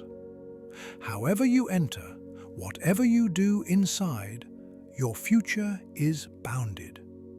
The singularity arrives. The formula also shows why larger black holes give more time. The Schwarzschild radius scales linearly with mass. A black hole 10 times more massive has a horizon 10 times larger and gives roughly 10 times more proper time after crossing. This linear scaling is why the experience of falling into a stellar mass black hole differs so dramatically from falling into a supermassive one. The masses differ by factors of millions or billions, and so do the survival times. Let me discuss the assumptions behind the singularity theorems, because understanding what goes in helps you understand what comes out. Penrose's theorem and related results assume certain energy conditions. These are statements about how matter and energy behave, specifically that they tend to cause gravity to attract rather than repel. The most commonly used energy condition says that the energy density measured by any observer is non-negative. Another says that gravity focuses light rays rather than defocusing them. These are reasonable assumptions that ordinary matter satisfies. If the energy conditions hold, and if trapped surfaces form, then singularities must exist. This is the chain of reasoning. The assumptions matter because they might fail. Quantum fields can violate classical energy conditions under certain circumstances. Near the singularity, where quantum effects become important, the classical assumptions might break down. This is one reason physicists are uncertain about what actually happens at singularities. The singularity theorems prove that classical spacetime must end, but they do not say what replaces it. If quantum effects change the energy conditions near the singularity, the conclusions might be modified. Some physicists speculate that quantum gravity prevents singularities entirely. The energy density never becomes truly infinite. The space-time is modified at very small scales in ways that extend world lines past where classical theory says they end. Others are skeptical. Quantum effects might modify the singularity, but not eliminate the finite future. You might have slightly more proper time than classical theory predicts, or the endpoint might have different character, but the basic feature of bounded existence might persist. We do not know. Without a complete theory of quantum gravity, we cannot calculate what happens at scales where both quantum effects and strong gravity are important. The singularity theorems tell us that classical general relativity predicts finite futures. What actually happens requires physics we have not yet developed. What we can say is that the phenomenon of finite futures inside black holes is robust. It follows from principles we trust in the regime where we can test them. The uncertainties cluster around the singularity itself, the final moments, not around the basic structure of the interior or the impossibility of escape. Let me acknowledge what we do not know, because intellectual honesty requires recognizing the limits of our understanding. Everything I have described comes from General Relativity, Einstein's theory of gravity. This theory has been tested extensively in the weak gravity regime where we live. It predicts the precession of Mercury's orbit. It predicts gravitational lensing. It predicts gravitational waves, which we have now detected. It predicts the shadows of black holes, which we have now imaged. The theory's predictions match observations wherever we can test them. This gives us confidence that it correctly describes strong gravity as well, including the geometry inside black holes. General relativity is not the final word. It is a classical theory that does not incorporate quantum mechanics. Near the singularity, where densities become infinite and curvatures become extreme, we expect quantum effects to become important. We do not have a complete theory of quantum gravity, so we cannot say what happens in that regime. Perhaps quantum gravity prevents singularities from forming. Perhaps the infinite densities predicted by classical theory are smoothed out by quantum effects. Perhaps world lines can be extended through whatever replaces the singularity. These are open questions that physicists actively investigate. String theory, loop quantum gravity, and other approaches to quantum gravity offer various speculations. Some suggest that space-time itself becomes discrete at extremely small scales, with a minimum length and minimum time that prevent true singularities.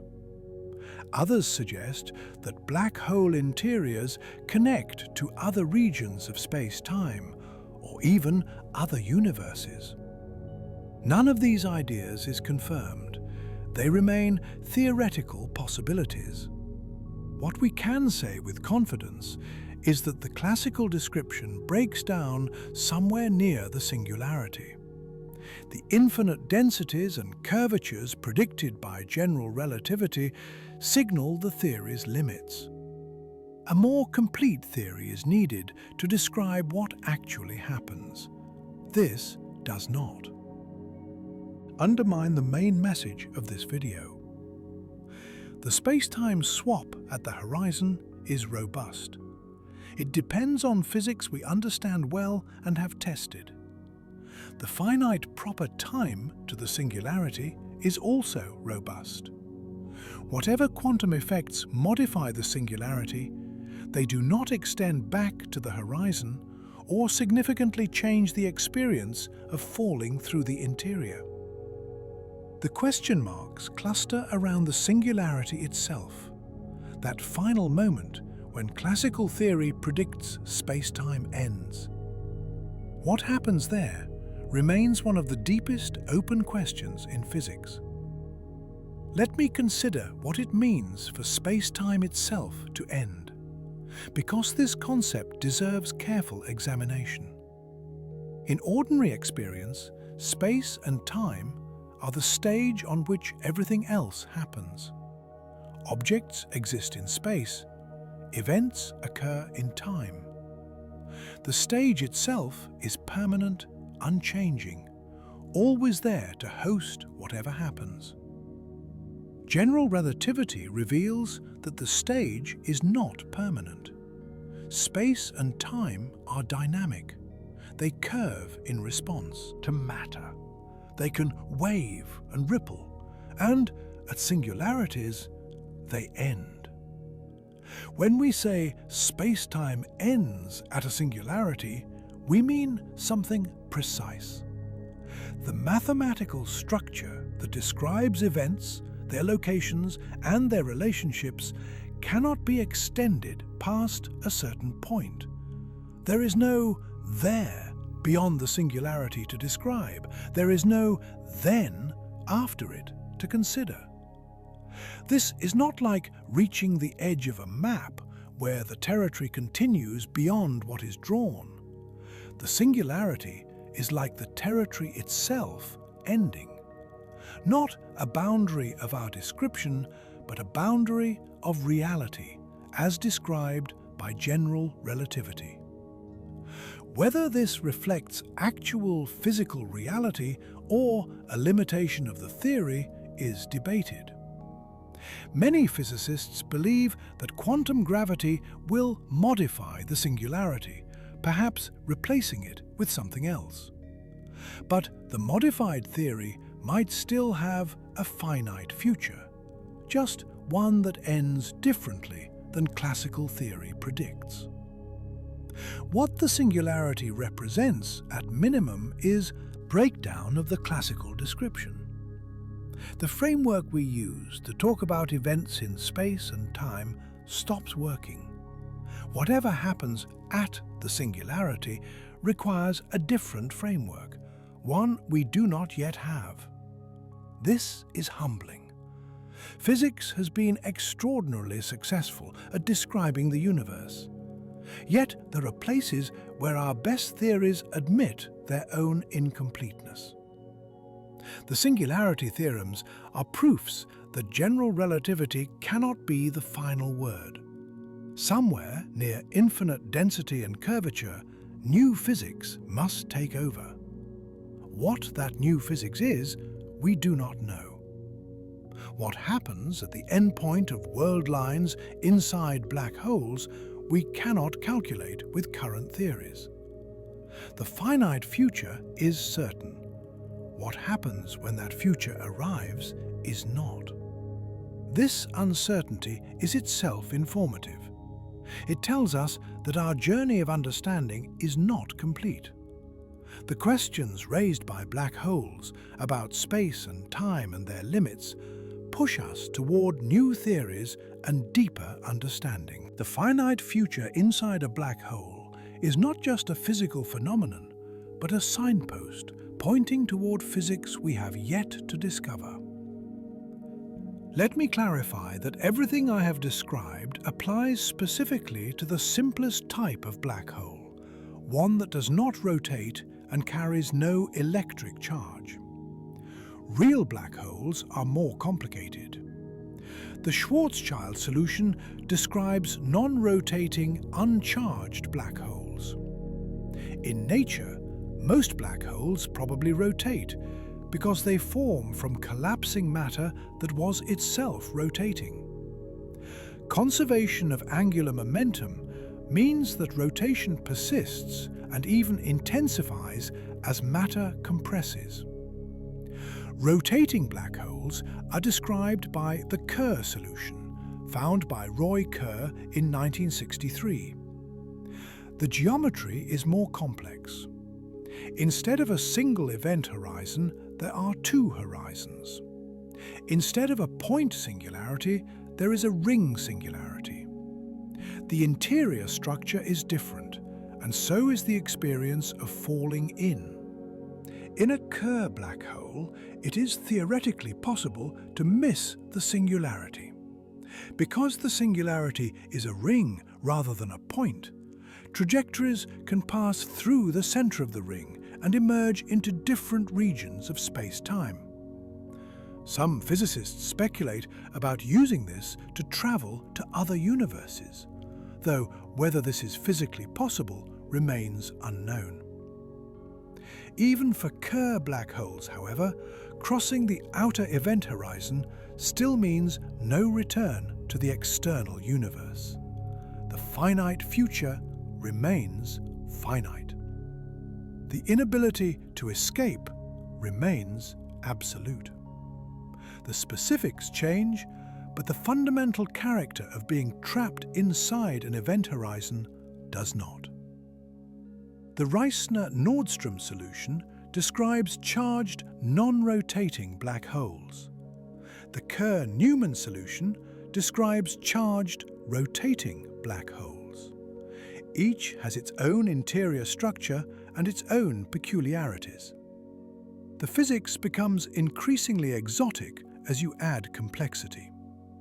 For this video, I have focused on the Schwarzschild case because it is the simplest and cleanest example of the phenomena I want to explain.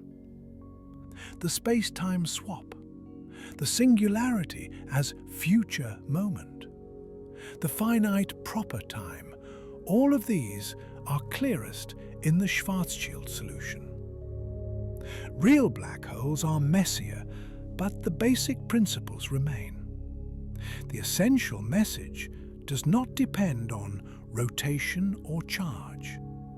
Cross an event horizon and you are trapped. Your future is finite. The singularity, whatever form it takes, is a future boundary you will reach. The details vary, but the fundamental character holds. Let me discuss something the physics community has debated for decades. What happens to the information that falls into a black hole? When you cross the event horizon, you carry information with you. The atoms that make up your body, their arrangement, their quantum states, all of this represents information. In ordinary physics, information is conserved. You can scramble it, hide it, make it practically inaccessible, but you cannot destroy it. Black holes seem to challenge this principle. Once you cross the horizon, that information cannot escape. It falls toward the singularity and, in the classical description, is destroyed when space-time ends. This would violate a fundamental principle of quantum mechanics, which says that the evolution of physical systems must be unitary, meaning information is preserved. This is the black hole information paradox, and it has occupied some of the best minds in physics for half a century. Stephen Hawking showed in 1974 that black holes emit radiation due to quantum effects near the horizon. This Hawking radiation causes black holes to slowly evaporate over astronomical timescales. The question is whether the information that fell in is somehow encoded in this radiation or is truly lost. If the information is lost, quantum mechanics is incomplete. If the information is preserved, then either the interior physics is different than we think, or the radiation contains subtle correlations that encode everything that fell in. Most physicists now believe information is preserved, though exactly how remains unclear. Various proposals include remnants, fuzzballs, firewalls, and holographic encoding. None is definitively confirmed. This debate does not change what happens to you experientially. You still cross the horizon, still fall toward the singularity, still reach your finite future. What it affects is the ultimate fate of the information you carry, whether it is encoded somehow in the black hole's radiation over trillions of years, or is genuinely erased from the universe. The information paradox shows that our understanding of black hole interiors is incomplete. General relativity describes the geometry. Quantum mechanics describes the information. Where these descriptions intersect, we do not have a complete picture. The finite future inside a black hole is clear.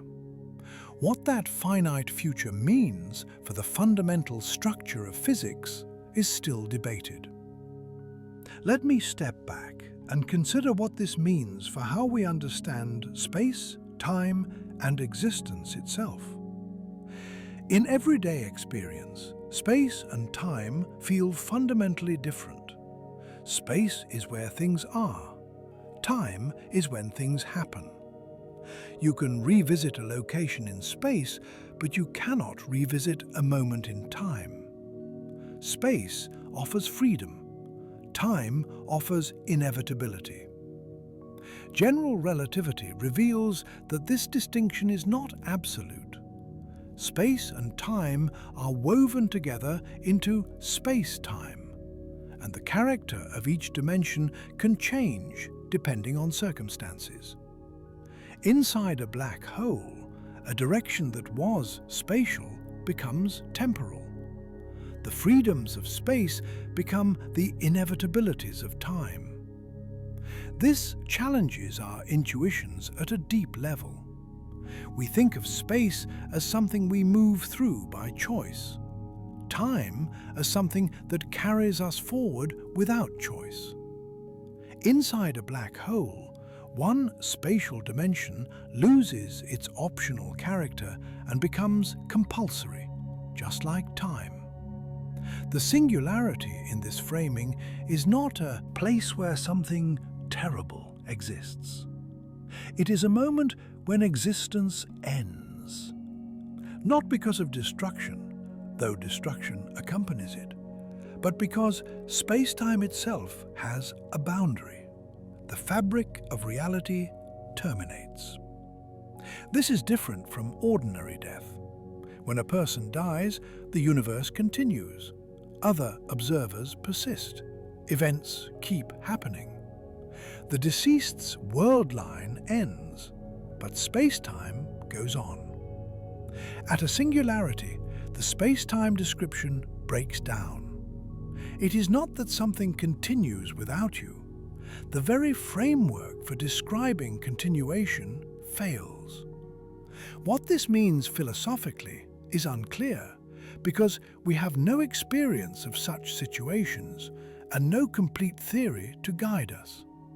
Some physicists view singularities as signs that general relativity needs replacement, that the theory is pointing to its own limitations.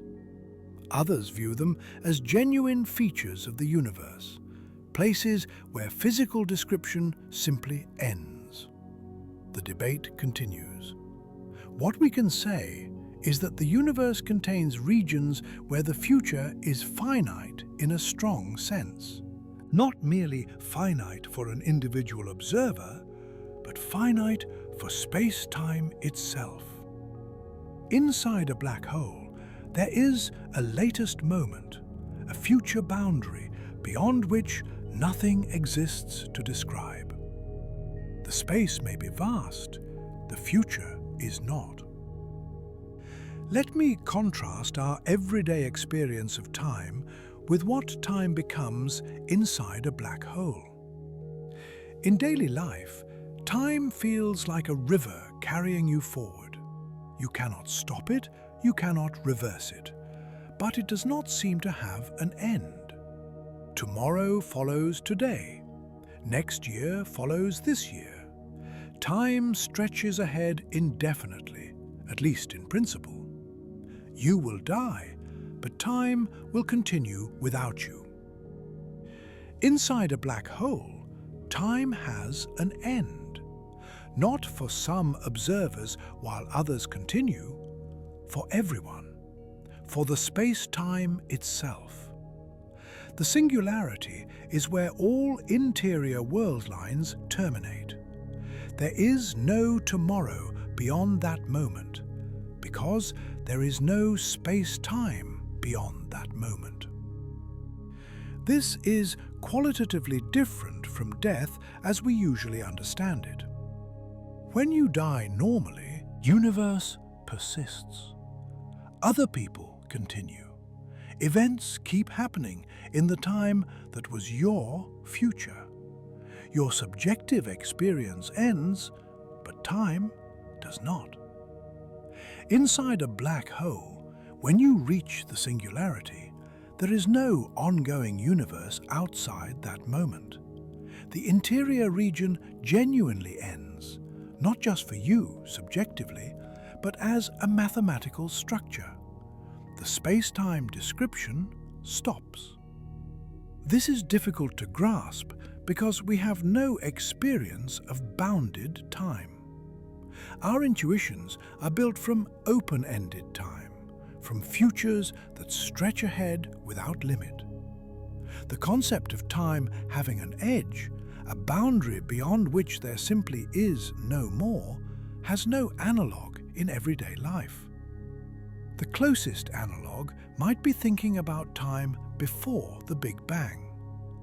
If the universe began at a certain moment, there was no time before that moment. Not empty time, not waiting time, just no time at all. The Big Bang would be a past boundary of space-time, a beginning beyond which nothing exists to describe. The singularity inside a black hole is a future boundary with the same character, a moment beyond which nothing exists. Not because we cannot access it or observe it, but because space-time itself does not extend there. This is what the title means in its deepest sense. The future is finite inside a black hole because future time is bounded. Not your future specifically, but future itself. The concept of later moments gives out. Time runs out, not as a metaphor, but as geometry. Let me offer some visualizations that might help, because the concepts are easier to grasp with concrete pictures. Imagine a waterfall flowing over a cliff. Far from the edge, the water moves slowly, and a swimmer can easily swim upstream, away from the cliff. Closer to the edge, the water flows faster. At some point, the water is flowing faster than any swimmer can swim. Beyond that point, even a swimmer trying their hardest to go upstream will still be carried over the edge. This is roughly analogous to an event horizon. Far from the black hole, you can easily escape. Closer, escape becomes harder. At the horizon, escape becomes impossible, because space-time itself is flowing inward faster than light can travel outward. Even light, trying its hardest to move away, gets carried in. This analogy has limits. The river analogy suggests motion through a fixed background, which is not quite right for general relativity. But it captures the essential idea of a point of no return, defined by the relationship between your maximum possible speed and the inward flow. Another visualization uses embedding diagrams. If you could slice through space-time and represent the curved geometry as a surface in ordinary space, the region near a black hole would look like a funnel curving down into a throat. Far from the black hole, the surface is nearly flat. Closer, it curves more steeply. This funnel shape shows gravitational attraction in spatial terms. Objects rolling on the surface would curve toward the throat. The steeper the funnel, the stronger the effective attraction. At the horizon, the funnel becomes vertical. Beyond that point, the visualization breaks down because the interior geometry cannot be represented on a surface that connects to the exterior. The horizon is where the interior begins, a region whose geometry is fundamentally different. These visualizations help, but also mislead. Black holes are not really funnels in space. Space-time is not really flowing like a river. The true physics is geometric, encoded in the metric, and the geometric statements do not map perfectly onto any intuitive picture. What the visualizations capture is the inevitability. There is a point of no return. Beyond that point, all roads lead to the singularity. Not because of barriers or forces, but because of how space-time is shaped. Let me reflect on the achievement of understanding these phenomena, because the human capacity to comprehend what we cannot experience directly is itself worthy of attention. Black holes exist at scales and in conditions utterly unlike anything in human experience. We have never visited one. We never will. The interior is forever inaccessible, not just practically, but in principle.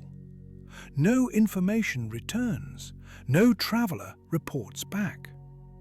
The physics inside is known only through mathematics and theory.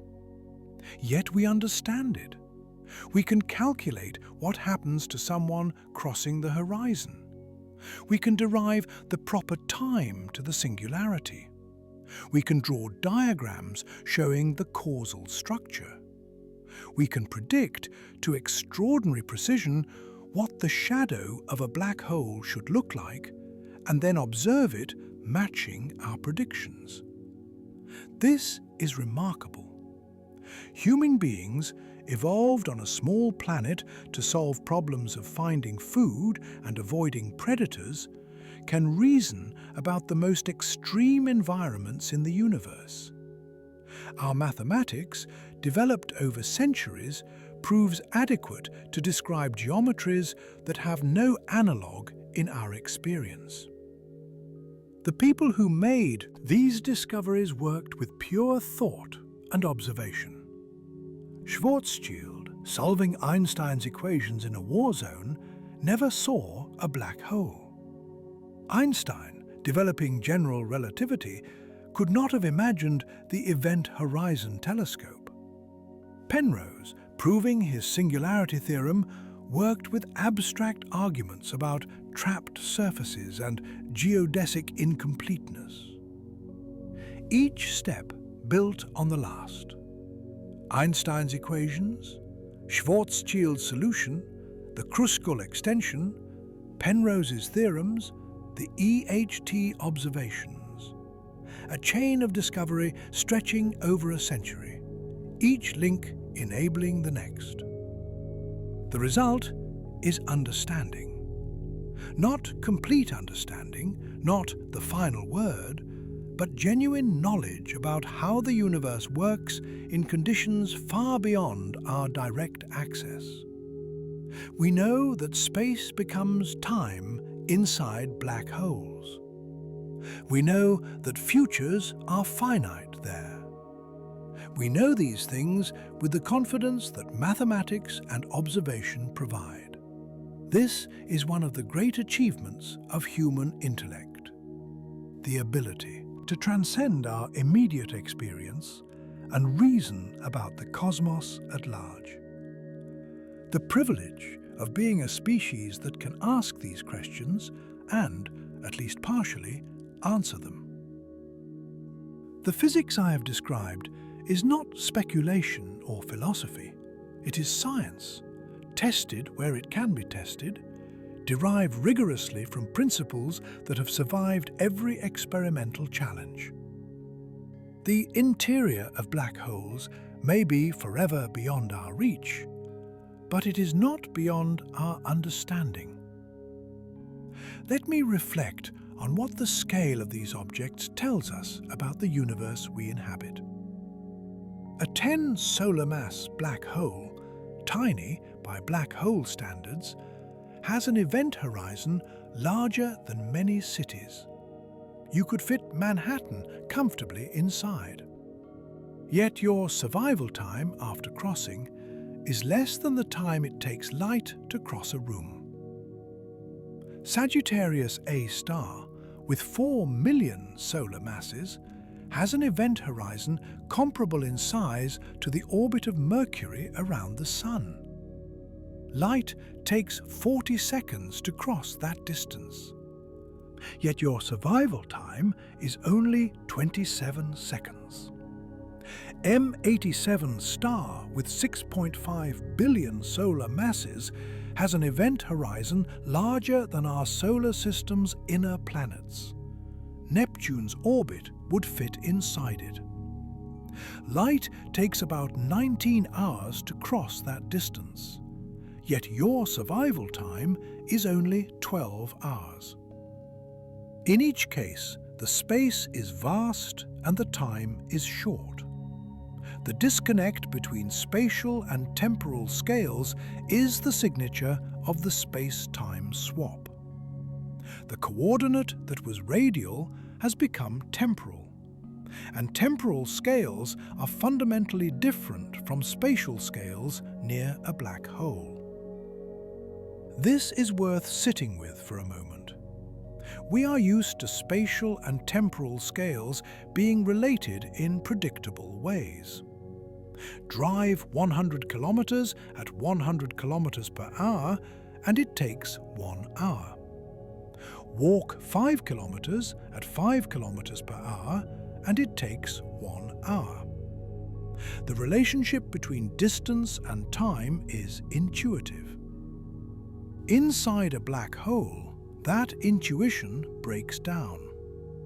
You can fall through billions of kilometers of space and have only hours to experience it, not because you are moving fast, but because distance itself has become time-like.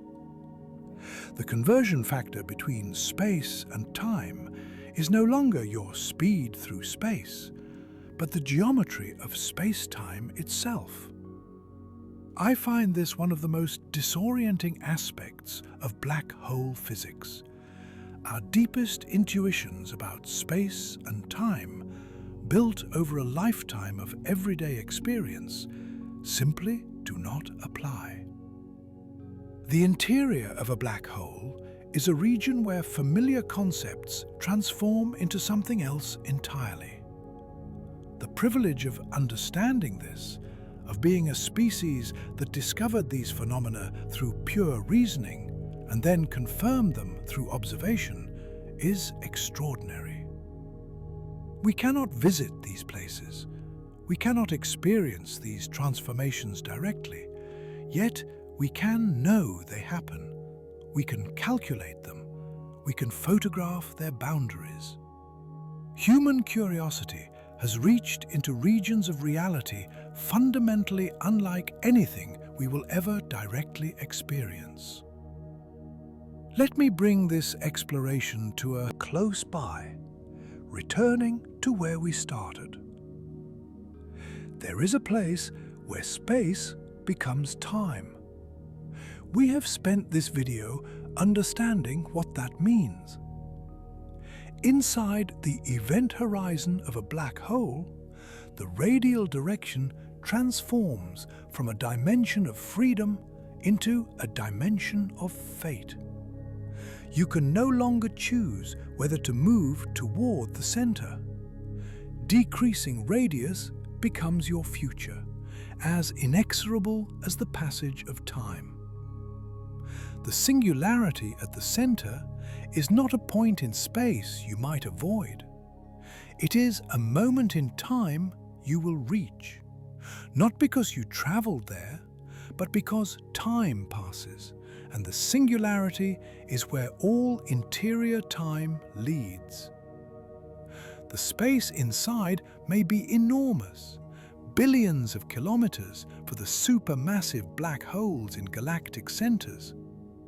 The future is not. Microseconds for stellar mass black holes, seconds for Sagittarius A star, hours for M87 star. Finite, bounded, ending at a singularity where space-time itself breaks down.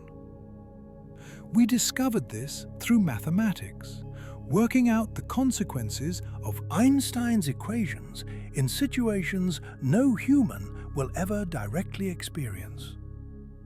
Carl Schwarzschild, dying on the Eastern Front in 1916, found the first solution.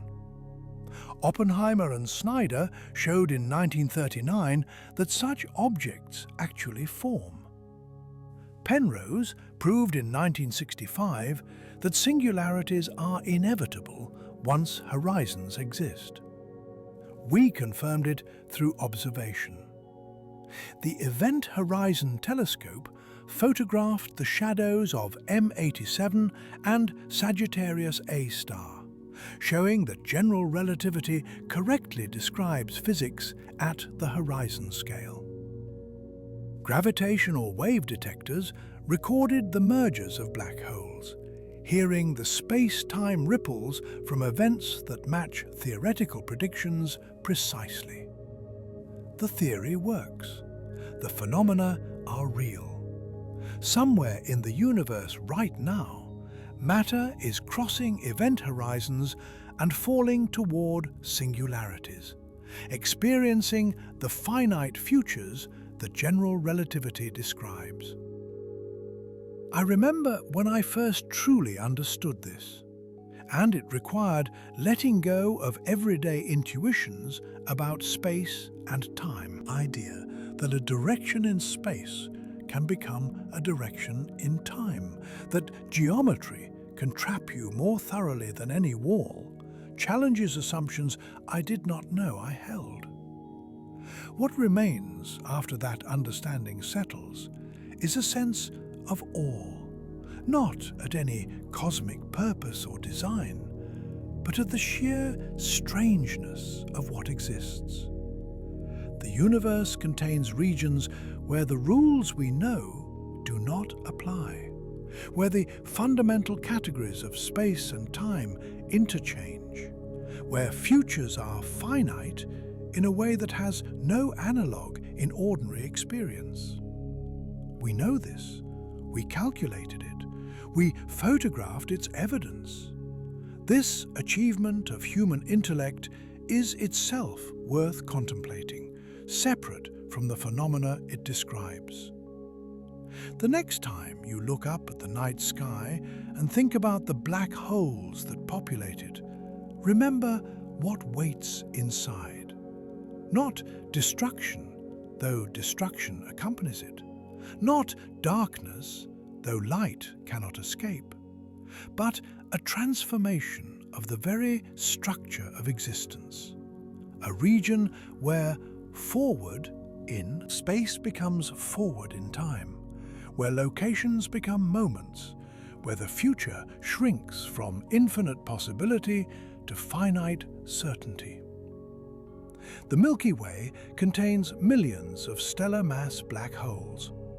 At its center sits Sagittarius A star, 4 million solar masses of gravity so intense that space-time wraps around itself.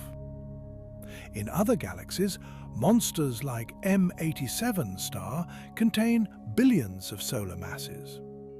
Each of these objects has an interior. Each interior has a future boundary. The space inside is vast. The future inside is not. This is what general relativity teaches us about the universe we inhabit. It is strange beyond imagining, yet comprehensible. It violates our intuitions, yet follows from equations we can write down and test. It describes regions we will never visit, yet we can know them with the certainty that mathematics and observation provide. Thank you for taking this journey with me through event horizons and singularities, through Schwarzschild metrics and Penrose diagrams, through the strange geometry where space becomes time. These ideas deserve careful attention, and I appreciate you giving them that. If you found this exploration valuable, consider subscribing to the channel. It helps these deep dives reach more curious minds.